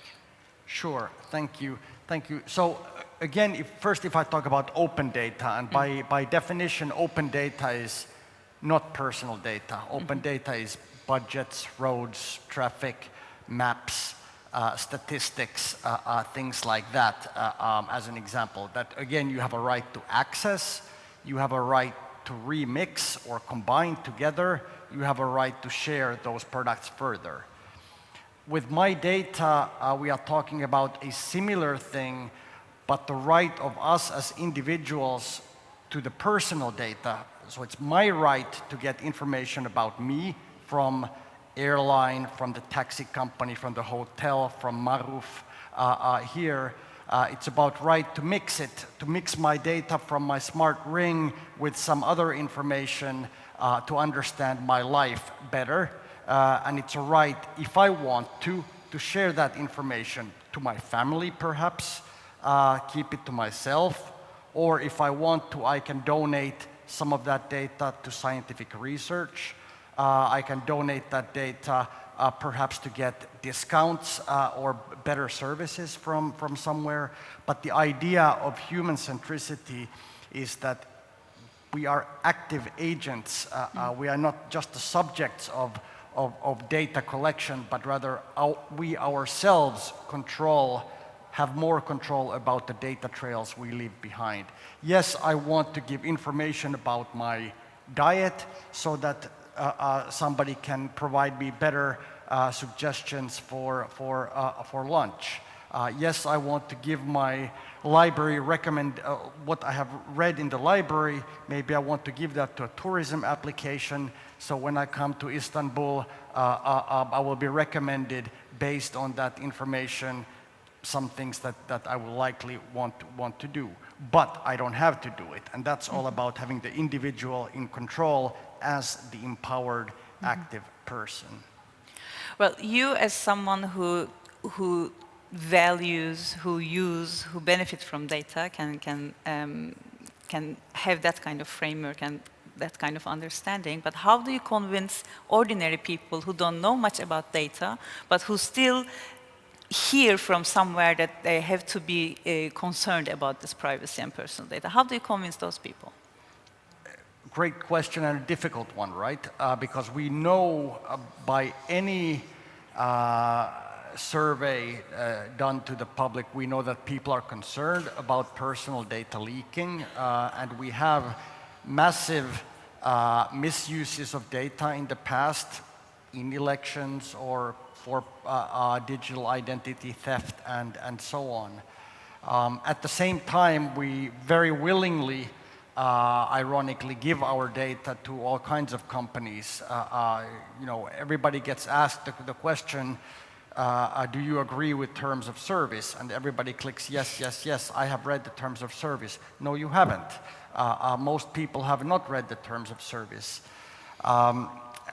One key thing there, not the only one, but one key thing is the kind of transparency. You are likely to donate your data to research, or you are likely to give information about you to a service if you know how that is used.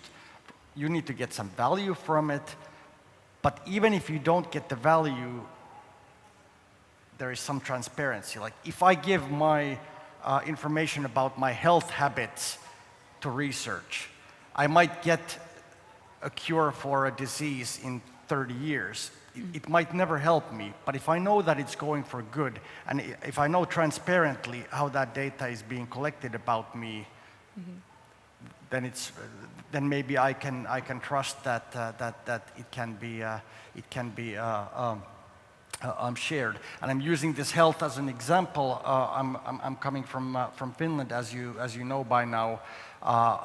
One of our member organizations is just starting a 25-year project in the topic of healthcare. So in over 25 years, they are studying a certain population.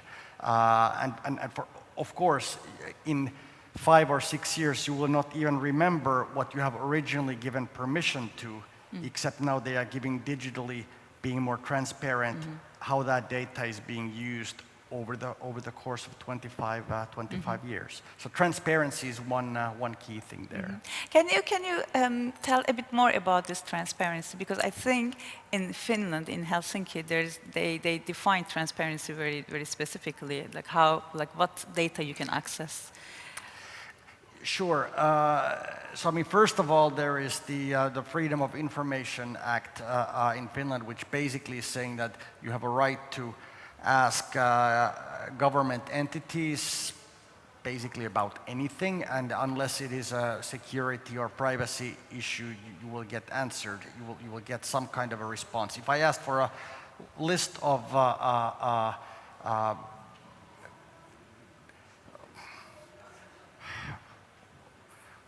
list of events that the mayor has hosted and who have been the guests, I have a right to get that.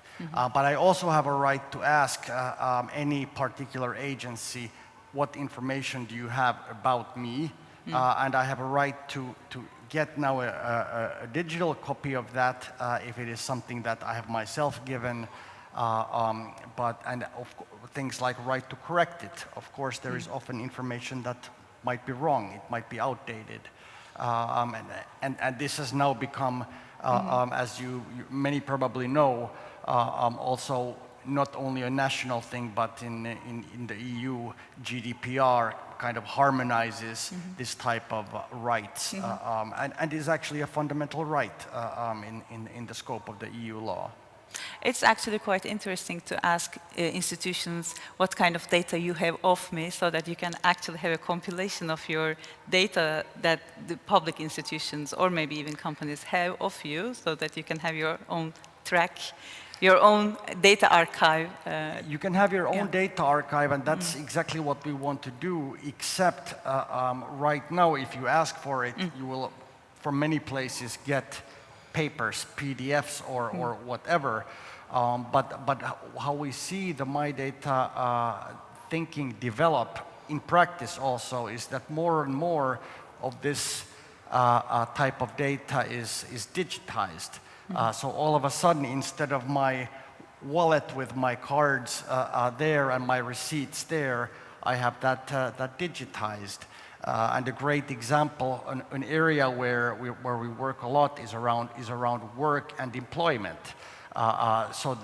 For example, the information about studies, work history, driver's license, military service, first aid skills, all kinds of things that might be useful. I should be able to combine that data and give that, for example, to a agency that, hey, I want a job, this is my profile, can you recommend me jobs? It is much faster than writing CVs and doing that. Or maybe for career coaching. Please, Teemu, you are done your software development 20 years ago, you are a little bit out of date. Do these 3 courses on AI and these courses on modern web development, and you will be a highly valued AI consultant, for example. So using that type of personal information at my control for the benefit of me, and in this case, perhaps an employer, and of course the society benefits when people find jobs or studies faster. Yeah. And how do you use personal data for the city? For the city? Well, so cities is actually a very, very important use case of personal data and use case of my data. One of my favorites, and there's a lot of discussion at this event about the climate crisis, the carbon footprint, mobility, things like this on sustainability very broadly. For example, the city of Lyon in France has experimented with an app, a digital solution that basically combines gas, electricity, and water consumption. It's coming from 3 different utility companies. You are combining them into one. And at simplest, it's about seeing how much water, gas, and electricity you are spending every month, and in terms of money and consumption. So immediately you are seeing what your utilities cost. But now the interesting thing that they are experimenting with is making this into a kind of a game for citizens. So if you save on your electricity, if you save on your gas or water consumption, you get some monetary rewards, but you also get special badges, special credits, an avatar, you are a climate superhero, or things like this on different levels.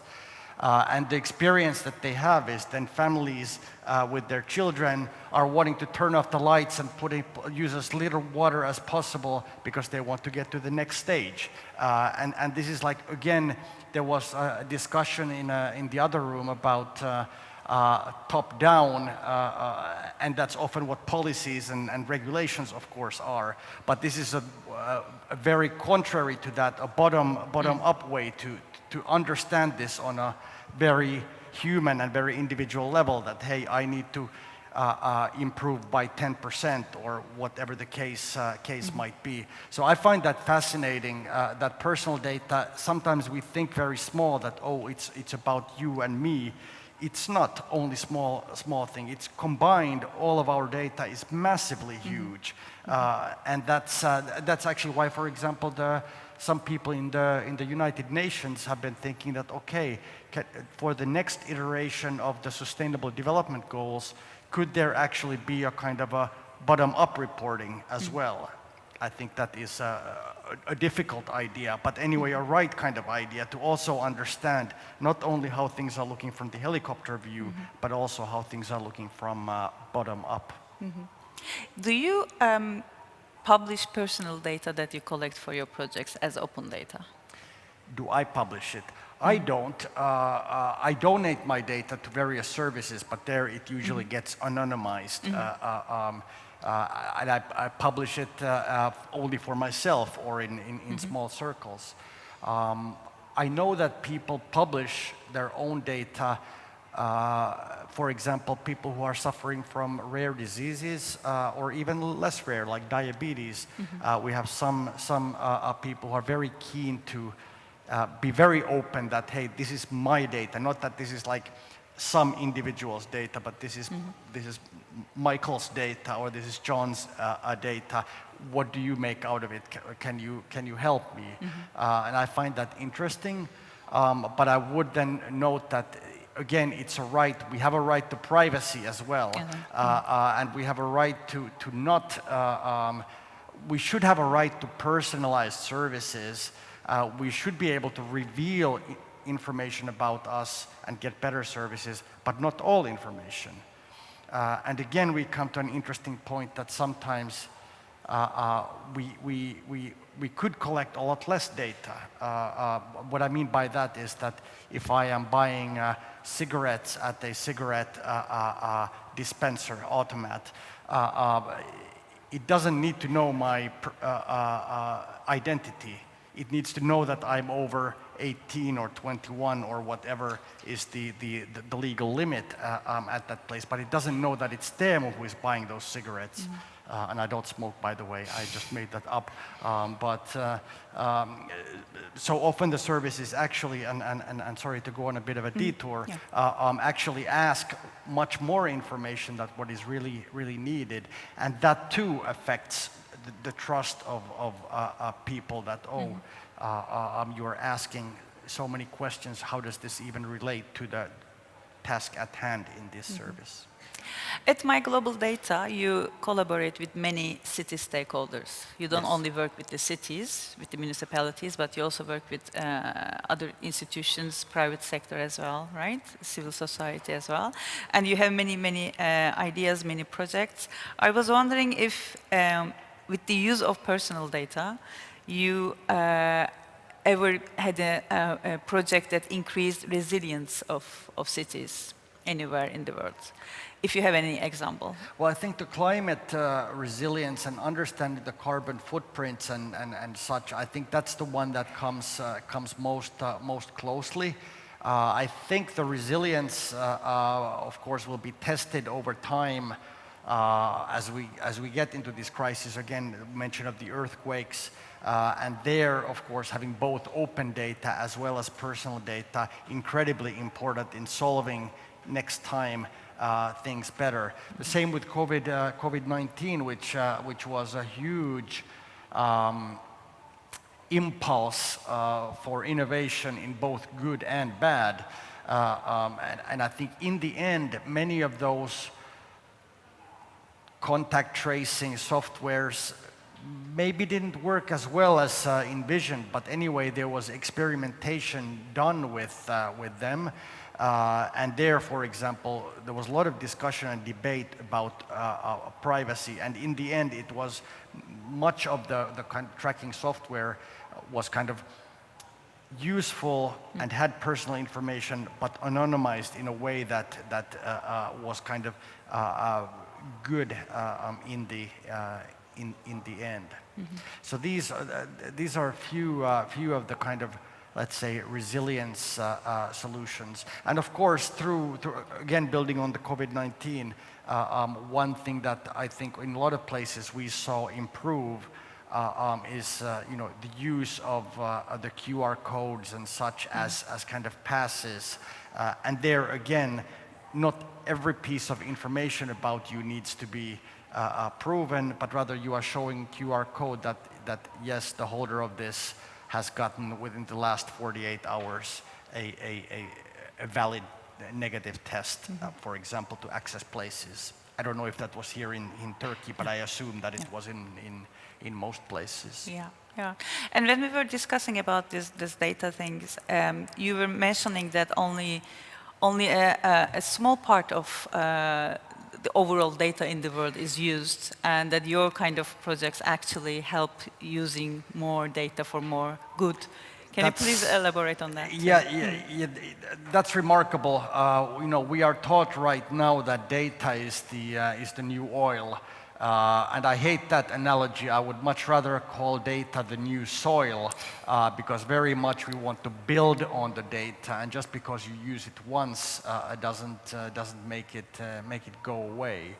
But the soil that we have, in some research, shows that as little as 20% of the data collected is actually used, and that's like, wow. 80% of the data collected actually never gets used. So that's not misuse of data, that's misuse of data. And using that data in better ways could unleash enormous opportunities for various types of things. Again, for the good, for the businesses, for the individual benefit, whatever. But that's also good to remember that it's huge amounts of data that we are not using. Yeah. And also, of course, use for the right to the city, for better cities, for more resilient cities. Thank you very much. This was the end of my questions. Now we have about 5 minutes for questions from the floor, if you have any. Yes?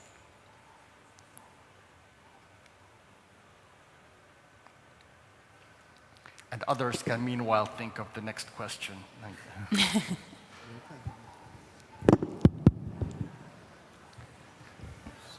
I'm a little bit wondering about sharing my private data with the companies, especially after reading the book of Shoshana Zuboff. So what do you think about the behavioral surplus? Because Shoshana Zuboff, in her book, tells about the short data circuits that you tells us. We provide we share our private data with the companies, and then after companies improve their services, and then after we get this improved services. So this is the short circuit. But Shoshana Zuboff described very well that there is another big circuit in the behind of this data sharing environment. And here there is a lot of big profits made by companies, and he described like a behavioral surplus, because basically it starts with us, with our data, but we don't benefit from these circuits. So what do you think about this one? How can we fight against this one? So unfortunately, the sound is a little bit weird. I think I understood. So Shoshana Zuboff is definitely among the same kind of thinkers as what we think, that the big tech giants, the monopolies, are misusing our data. It's good that our data is used to improve the services, sure, but when they are reaping profits and we are being surveyed and monitored like we are, that of course is not fair. And that's part of the kind of my data mission, is exactly that yes, I can donate or give my data. It's not always donating, I can just give it to Facebook or whatever, as long as I also benefit from it. Well, they will argue that, oh, you get the free service and so on, but that's like, that's a long argument. But anyway, they are locking you in, and that is definitely against many moral code, but also illegal. I mean, Facebook and Google are consistently being fined by various European governments, for example. Well, how do you solve it then?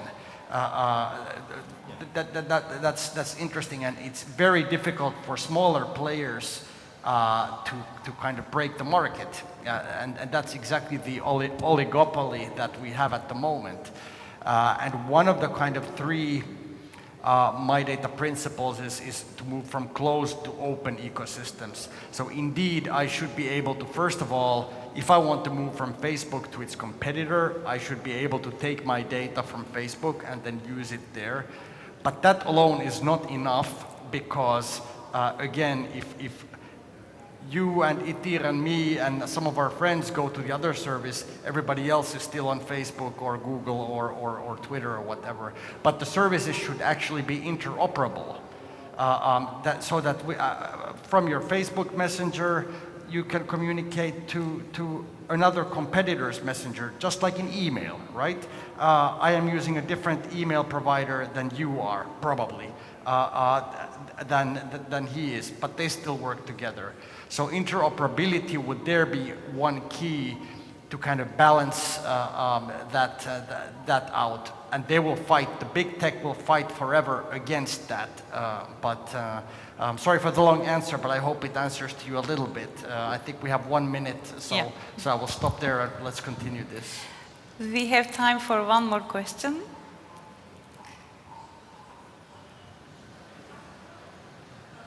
Yeah.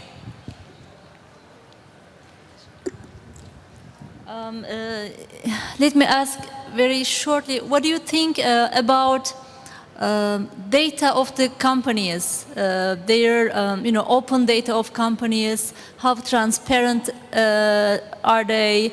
How can we reach their production processes? We can't see them, how they produce an item, for example, a cloth in Bangladesh. We can't see them. We don't know who is working in what conditions. Can you, what do you think on those issues?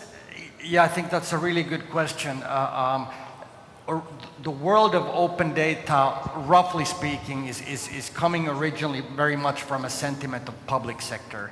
And very much coming that hey, this data about the roads and transportation, whatever, it can be used in multiple places, let's do that. And I think the companies publishing open data is a little bit more recent. It's become more popular, for example, for things like making sure that others are building on the company data. So for example, companies' products or locations of their stores and things like that, you want to publish that because you want your whatever other tourist apps or service finder apps to find those locations. So there's a benefit to the company in publishing that data. It gets reused in other services. But what you mentioned about the kind of transparency of, let's say, sustainability indicators, very broadly thought, I think that's an important one, and definitely helps companies be more transparent.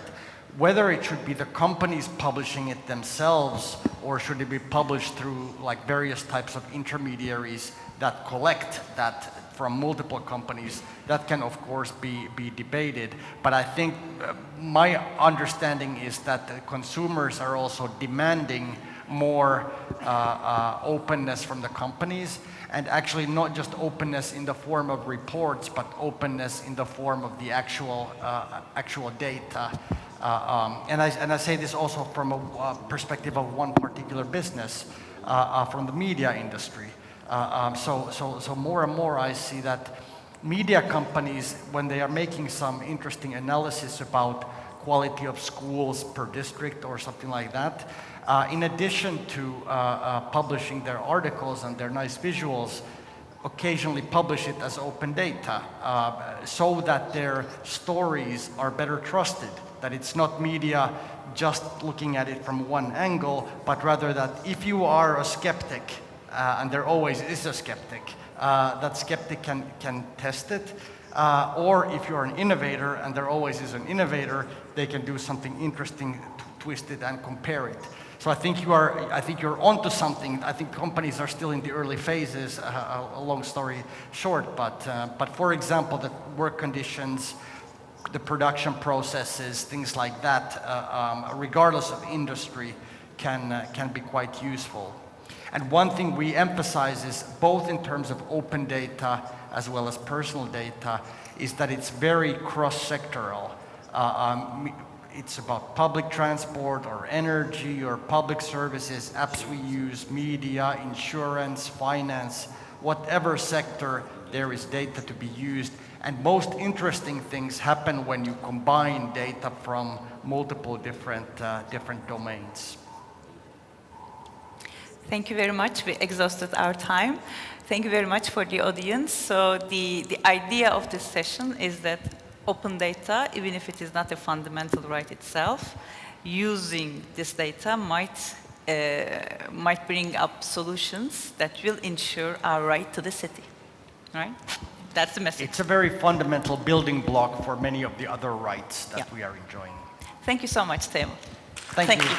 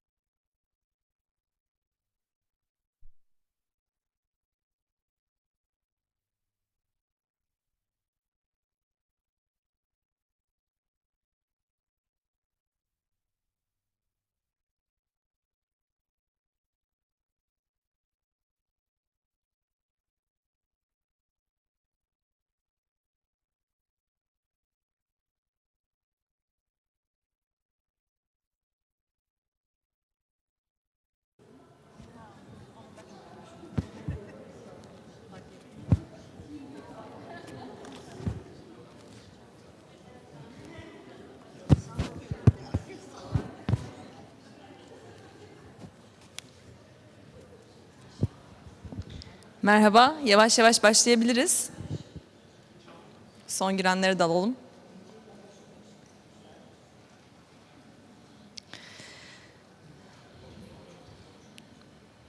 Evet, değerli katılımcılarımız, bugün burada temelleri sağlam at oturumunun temel çıkmaya başlayabilirsiniz.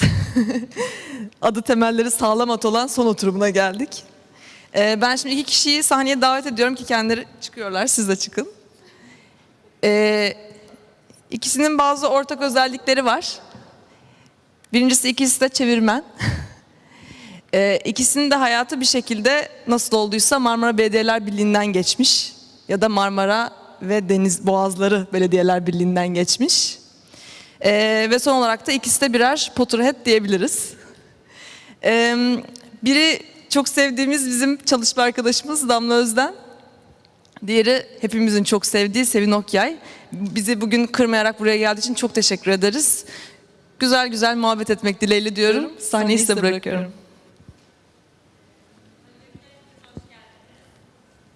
Mikrofon.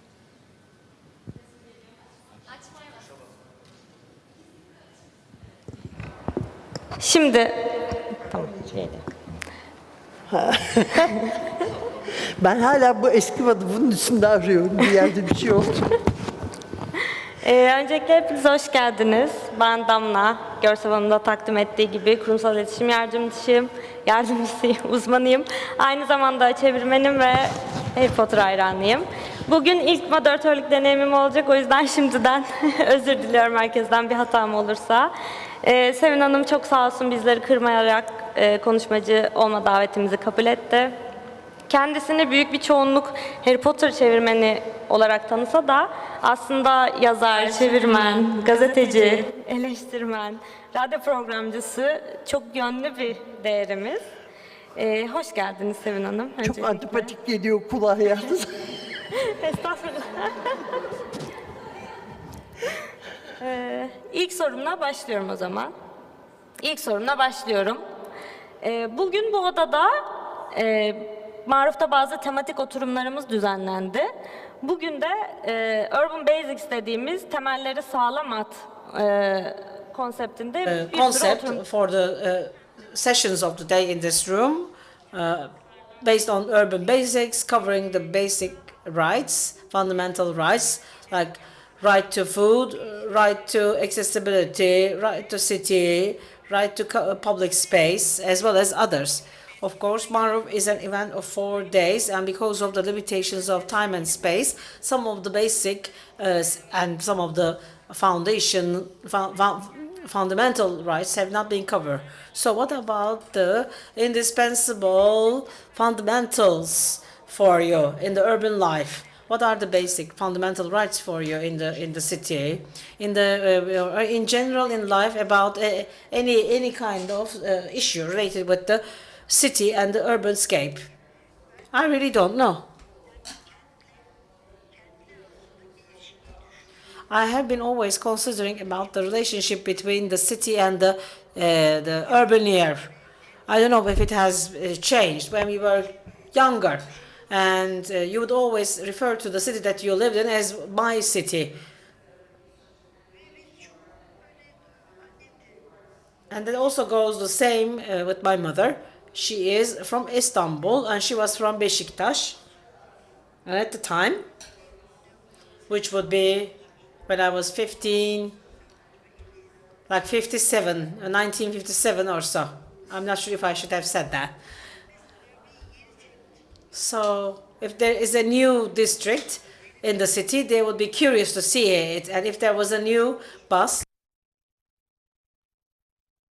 when there's a bus that goes to Fatih, number 28, they would take the bus. So we would just sit in front of the bus. We went to Fatih and we found a place, like a pudding shop, and we had a dessert, and we took number 28 bus, and we came back to Beşiktaş. And we were so happy because we kind of like knew the city, because there was a bus that reached out to Beşiktaş. And I tried to continue with that. When I was working in politics, of course, at the same time, I was the journalist for labor-related news. like especially covering the strikes and riots. So I would go to places that I never knew about. I have heard about Avcılar, but I had never been to Avcılar, so I had a chance to go to Avcılar thanks to those protests. And I have taken this effort of owning the city to another level. If I have seen a new bus which says Kulaksız, I would go to Kulaksız, and I would always take this different bus. For example, when the bus was new for Reşit Paşa, I would take the bus. Although people were not so happy, I just sat by the coffee shop, and although the people in the coffee shop were not so happy to see me there, but there was a last resort or a last straw to what my efforts could have been to. It was to the bus to Sarıgazi. I have taken the bus to Sarıgazi, and Sarıgazi was a little bit a place almost like a desert where the winds of the desert would just blow off the weeds. So I couldn't trust the taxi drivers, and I didn't have too much money, and I'm not sure if I could afford to come back with a taxi. So I have missed a bus, and I have walked around, and I found a bus, and I came here, and I said, this is the end of it. The city is so big, so I cannot control everything, and Sarıgazi should be the end of things. So I believe that owning the city matters a lot, but you may say, that owning the city matters, but what are you doing? But I just do it for myself. I don't do much, but I used to like it a lot, and I still like it, and I really like to write about it. In terms of owning the city, what has changed comparing it to the past? Are you still owning the city of Istanbul that you know of, or it is a different one? It has nothing to do with the previous Istanbul, but this is a different Istanbul now. So it used to be a much nicer Istanbul, and it was smaller, it was more controllable. So we always knew everything. At least we knew where the districts were. So I have also been riding taxis that do not know about the location of Şişli, Beşiktaş, Taksim. And when I asked and confronted the taxi driver, he said that he just came from Mardin. And I said, who on earth has decided to assign you with that kind of responsibility? Actually, they always ask where, and they say, where are these districts? And they said, where is Cemal Reşit Rey? And I'm actually happy that they are close to each other, all those places that I travel to. And also, I love reading about Istanbul. I love buying books and also keeping them, holding on to them, like engravings and sketches. And of course, there are local libraries of different municipalities like Fatih, Üsküdar, Beşiktaş, and there are other places. So there are lots of very nice books on Istanbul, and there are also books that are not that so nice, but if you choose the ones that you think are nice, they are actually good reference books. But there was a book that it wasn't limited to me, of course. There was another book that everybody else, when I was working in TV, we have published this Encyclopedia of Istanbul, which was really nice, actually. But it would have been nicer if we had more younger people, because everybody tells about the city that they know of, and also at the same time there's another party to the of Istanbul that we cannot really enjoy, and it looks like a weird building to us, but maybe they could just tell their perspective. And actually about Istanbul, I have these questions. So you are writing about portraits, like biographies of people, and you have also turned it into a book. And these essays were on actual people, about the people that you really enjoy writing about. If you had a chance to portray Istanbul, how would you summarize Istanbul for those who do not know Istanbul?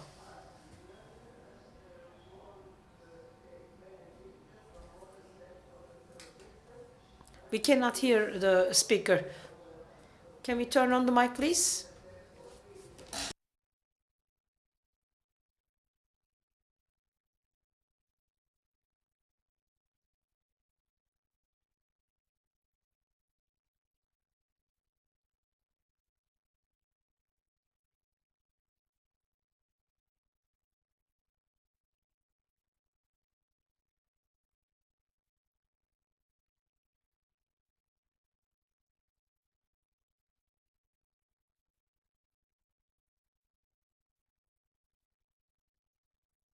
Unfortunately, we cannot hear the speaker. It's inaudible, and we cannot translate, unfortunately, because her mic is off or there's a technical problem. I'm terribly sorry, but we cannot hear her.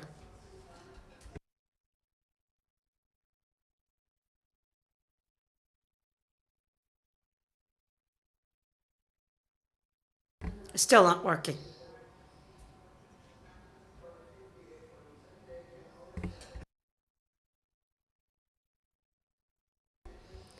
Okay. So when you hold the mic, you feel like you want to sing.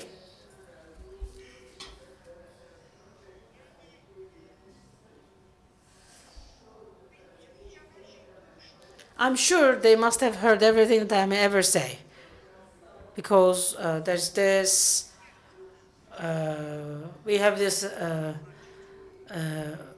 wonderful and extraordinary river going through the city called the Bosphorus. And in order to understand the energy and the vibe of the city, you have to be here. It's not all about the mobility, the vibe. The city has its own energy and its vibe, and you can only understand and comprehend it while experiencing it personally. And of course, spending a couple of months here, and if we are not in a position that we are not slaves to the traffic, it would be even nicer. And I would really prefer to send photos or videos. So you talked about the rise of the concrete, how the city had become a city of concrete. And last year, I believe, we have learned that you have worked for the Marmara Municipalities Union, and you have mentioned it in the article that you have covered for the newspaper.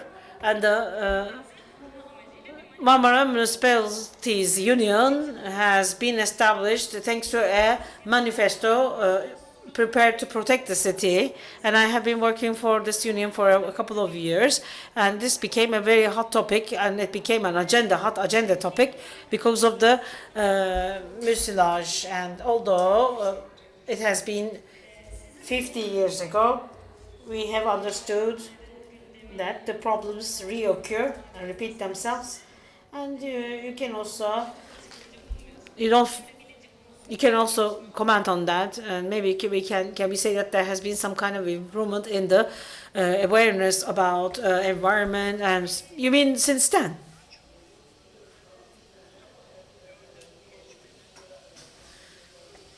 Actually, talking about the developments that I have perceived back then and what I have heard back then have been quite impressive. In 1975, I was working in the newspaper. It was my first experience in the press, I think.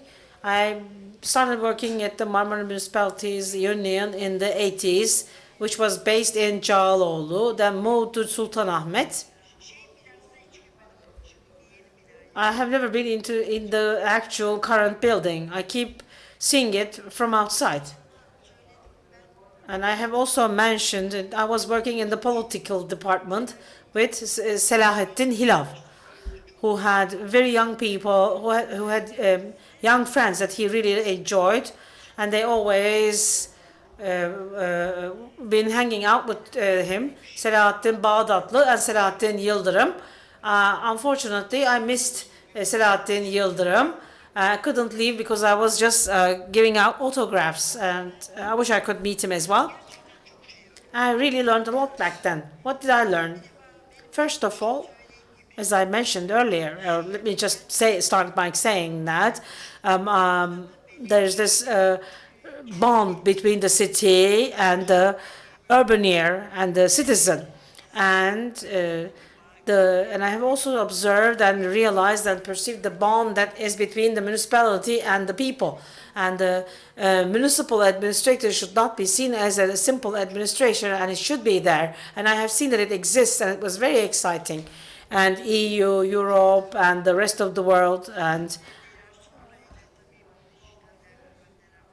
also all the other parties. And after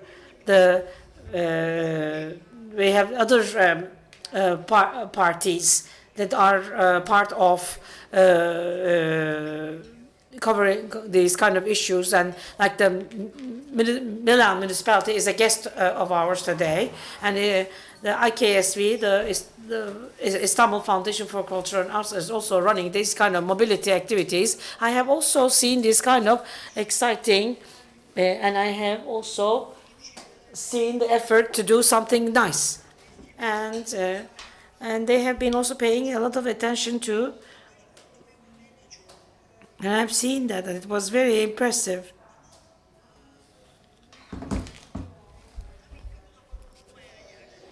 Of course, this is now possible and available, but it wasn't possible and available then. And maybe I have worked for 4, 5 to 6 years back in the Marmara Municipalities Union. It has come to a place which is now different, and thanks to the Marmara Municipalities Union, it's covering a larger audience, and I have learned a lot of things. I have translated a lot of documents, and which were sometimes really weird, actually. The first dedicated lane of project of Attila, I think I have translated from English, and Attila would know it better. I have learned a lot of things then. And I'm very pleased that I have learned so much. And this institution has always been a place, like a place that I know, although I don't know everybody. There was Selahattin. Halil was there, the famous lawyer. There was Devlet, Mustafa Kürkçü, and we used to work together. And I was also working for another newspaper, and I would just go there like half a day, and it was really cool, actually, to work there. As a title, as a member of the public relations department, and what I remember the most is would be the press bulletins and also press releases. We would just edit and control each other's work. And what we did the most with Mustafa was to just copy all the texts that using the duplication machine, and also blending them to be, and also if you do well, you could just save you time, and that's the most I remember. And I would always try to cover a lot, and we were really working hard to make sure that we would duplicate all the documents via many folder, and there had been days where we had to carry all the boxes because other people were so busy, and we worked really hard, and we never complained. And Mustafa was also a hardworking person as well, and now is based in Izmit. I can't meet him, I can't see him as enough as I would like to see him. And Mustafa has written me something, and his son has seen it on Facebook, and says, and his son, who also knows me, was so surprised that we knew each other. and it were really nice times. I remember those times really fondly. This has been a period where I have learned a lot, actually. So, can we talk a little bit about now translation? So I would like to talk about translations. So, you have also talked about the Dictionary of Imaginary Places as a project that you are proud to translate. Especially, but I know that you are interested in the fantastic works or fantasia literature, and contrary to the common belief, and of course the authors are using, like J.K. Rowling has covered several different Latin words, like uses puns and uses different similarities and similes.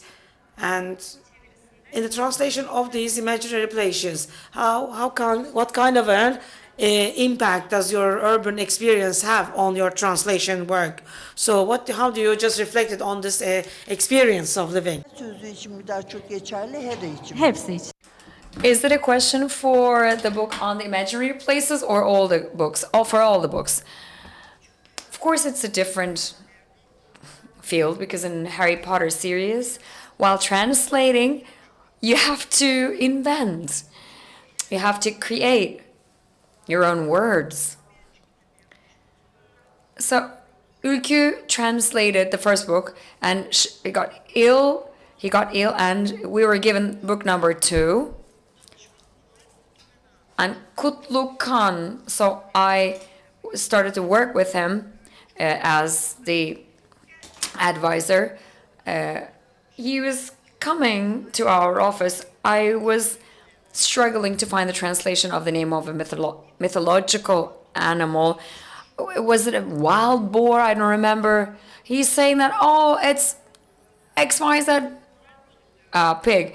So it was very easy for him to find the words as the translated version. So I get so sad for not being able to find it. So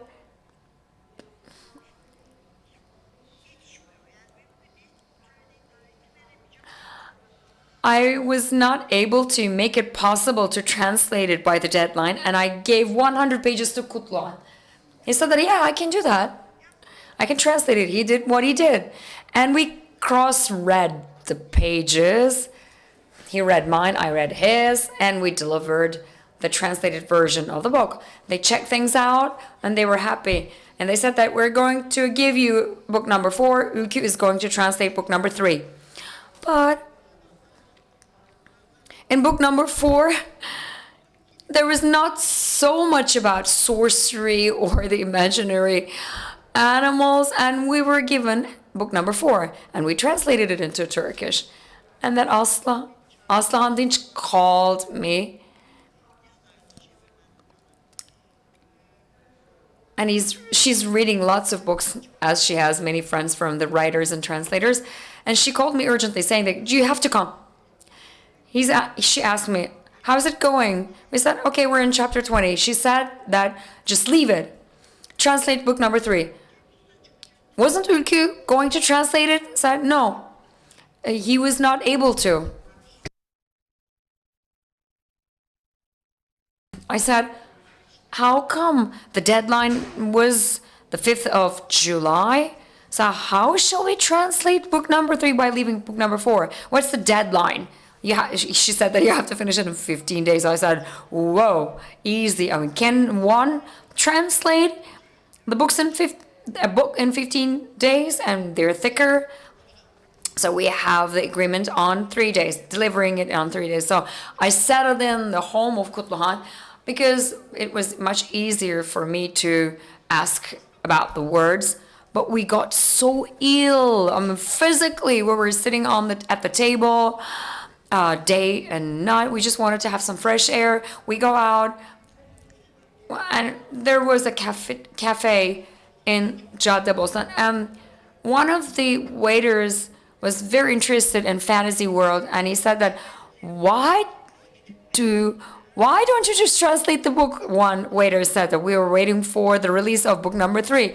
So we were going to take a few sips of tea or coffee, and we were going to leave the place, and we got rebuked by the waiter, and we went back to home to translate, and we were given book number 4, and we noticed the fact that we have translated some of the words differently in book number 4, different than book number 3, and we were given all of the Harry Potter series, and volume number 5 is a pain in the... So I said, Kutlu Khan, I want to just grab him, Harry, and ask him why he does all these things. So why are we translating teenager things, I was asking him. And he said, his mother and father passed away when he was 1 year old. I said, oh, he's the only one who lost his parents for the first time. Of course, my favorite themes starts in book number 3. I used to like Cyrus. I liked Lupin. Who else did I like? I like Snape. I was reading what he did. But the team of Harry Potter's father did so bad things on Snape. So I believe that Snape was one of us. I believe that Snape was from Istanbul. That's what I have always believed. Yes, in general, we like all the characters. They were like family members because we translated them for so long. I don't know, but I can say that I have to give the credit to Kutlu Khan, since he did not like that kind of things he used to avoid, and that's why my name came up front, but we translated the book together. He was configuring different words like zihni ben, zihni sen. He was inventing words. He said that you are not unable to find those weird words, but you just put that burden on my shoulders. Yes, I translated some weird words, but the weird words were the inventions of Kutlu Khan. He was so capable in making up new words.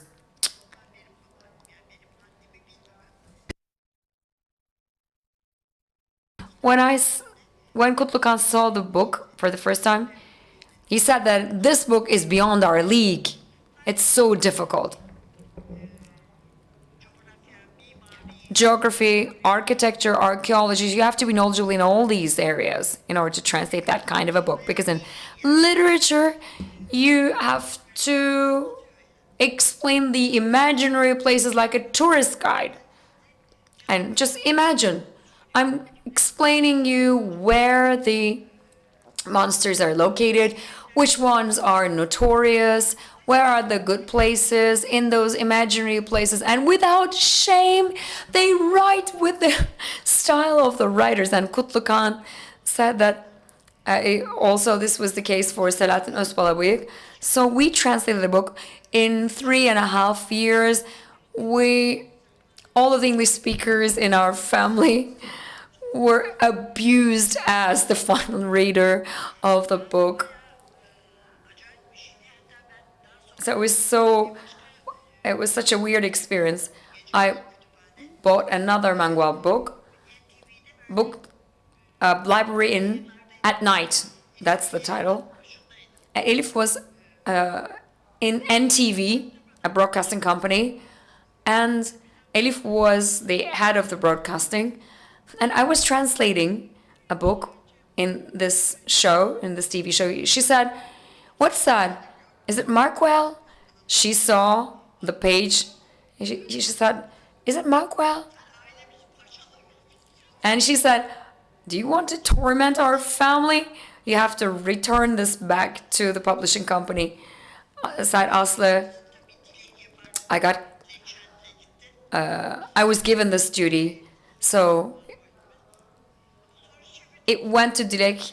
So Kutlu Khan and I translated the book all together. So the books themselves were so difficult to translate. And that's why, and the publisher liked us so much because we translated the Dictionary of Imaginary Places. So they tried to pay us less money. An editor left the company back then. And we were paid with a very little amount of money and said, okay, we translated the book titled Dictionary of Imaginary Places, so whatever. And they gave us Harry Potter series, and we sat around the same table with Kutukan and we discussed, what shall we do? It's the boy, it's our boy. What should we do? And then the management of the publishing company changed. I don't know if they can pay that much amount of money, but I have to say that Yapı Kredi publishing house, even though the publishing money is not paid, Yapı Kredi has been paying us publishing money. Even this month. I'm not going to deny it, of course. And this is very rare in the publishing houses in Turkey. But Harry Potter's was a top seller, and it has to be the precious of the publishing house as well. So the final question. This is also related with translation. Actually, translation is considered as a desktop job, and maybe that's what it is for all of us. And we might prefer to get drowned in books, and we might prefer making translation desktop. But one has to also recognize and get to know the city culture and your translation practice. What kind of a place does a city has? Istanbul, the city that you grew and you were born, how does Istanbul impact on your translation? What do you mean? I have, my audition is not so well. I'm having difficulties in hearing you. What do you mean by your question? So do you see the impact of Istanbul on your translation? What kind of an impact does Istanbul have on your texts? So I can work everywhere I want. There's no problem on that.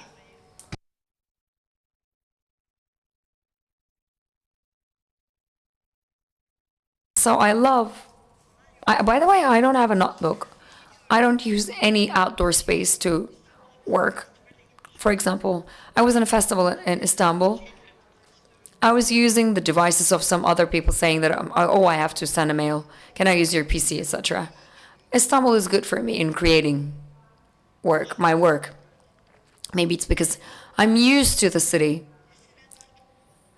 Seriously, I used to stay at my friend's house because I don't want to. That's not what I want to do today. Because if I want to make translation, I don't have my PC with me. I have some habits of using glossaries. I have glossary section in my library, and I'm so used to in using them. So here's what happens to me in Istanbul. If I'm in a cafe, if I sit at a cafe, I can take notes. It's good for me. I feel good when I do that. Maybe it's a familiar place. If I were a person from Ankara originally, Ankara would make me feel the same. I was born in Istanbul, and that's what's good for me. And our city is quite inspiring. So I can merge Istanbul with my translation texts. Is there any feature of Istanbul that you dislike? If there would be one thing that you translate about Istanbul, what would it be? The people of Istanbul. Of course, some people can stay.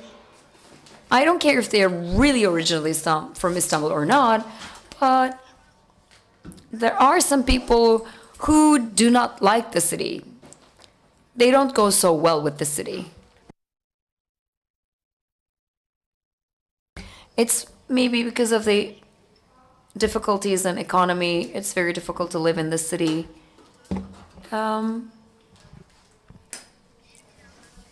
I don't like new buildings. Why? It's not because they're new, they lack taste. I used to take the pictures. Things have started with Grundig building. You know, I like the color, and then I stopped doing it. So you cannot keep up with the new buildings that erect all the time. If I would work outdoors, I can sustain doing it. But the people outside want us to work at home instead of working at a cafe. And the waiters tell us to go home and do our work because they're expecting us to translate the book that they want to read. And we got rebuked by the waiter back then. So that was all from me. Ask questions. We can proceed with the Q&A from the audience.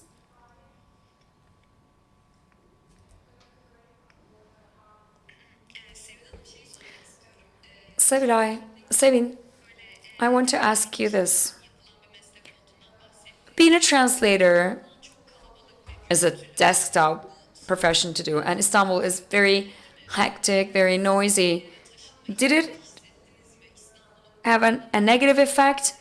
Have you wanted to escape from this crowdedness of Istanbul?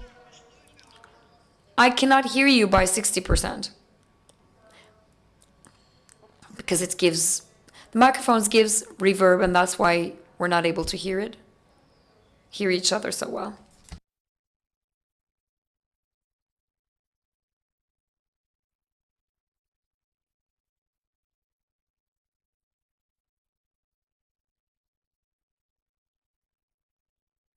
And I'm not complaining about the crowdedness of Istanbul. The lack of quality is what I'm complaining mostly. No, crowd is not what I'm complaining about. I'm 81, so I've been living in this city for 81 years. So this city has become crowded over the course of time. And the domestic migration increased back in 1950s, and people migrated to some peripheral neighborhoods. Social anthropology is the area that I was unable to read about or study about. It was included into the curriculum a few years after our graduation. And they chose Zeytinburnu as a shanty town, as a pilot area. And there were 20 students who were making studies on that. And they stayed at people's houses and they discussed the situation with people. And Istanbul Chamber of Commerce has sponsored their studies because it was published. The book prepared by the students back then was published with the sponsorship of Istanbul Chamber of Commerce.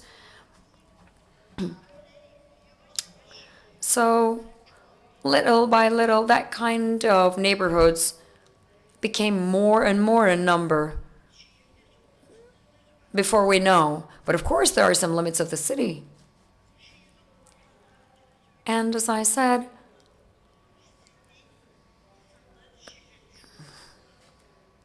I cannot put up with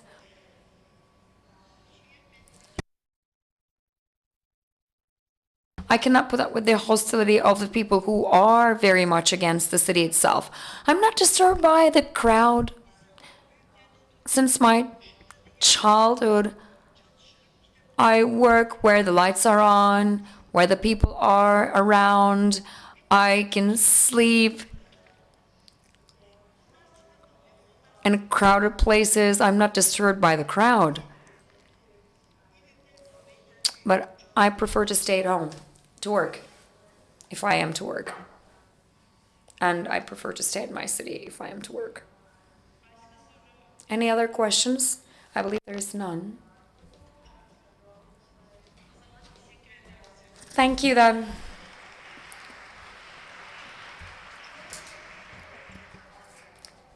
Thank you so much for coming and to listen to me at this time of the day.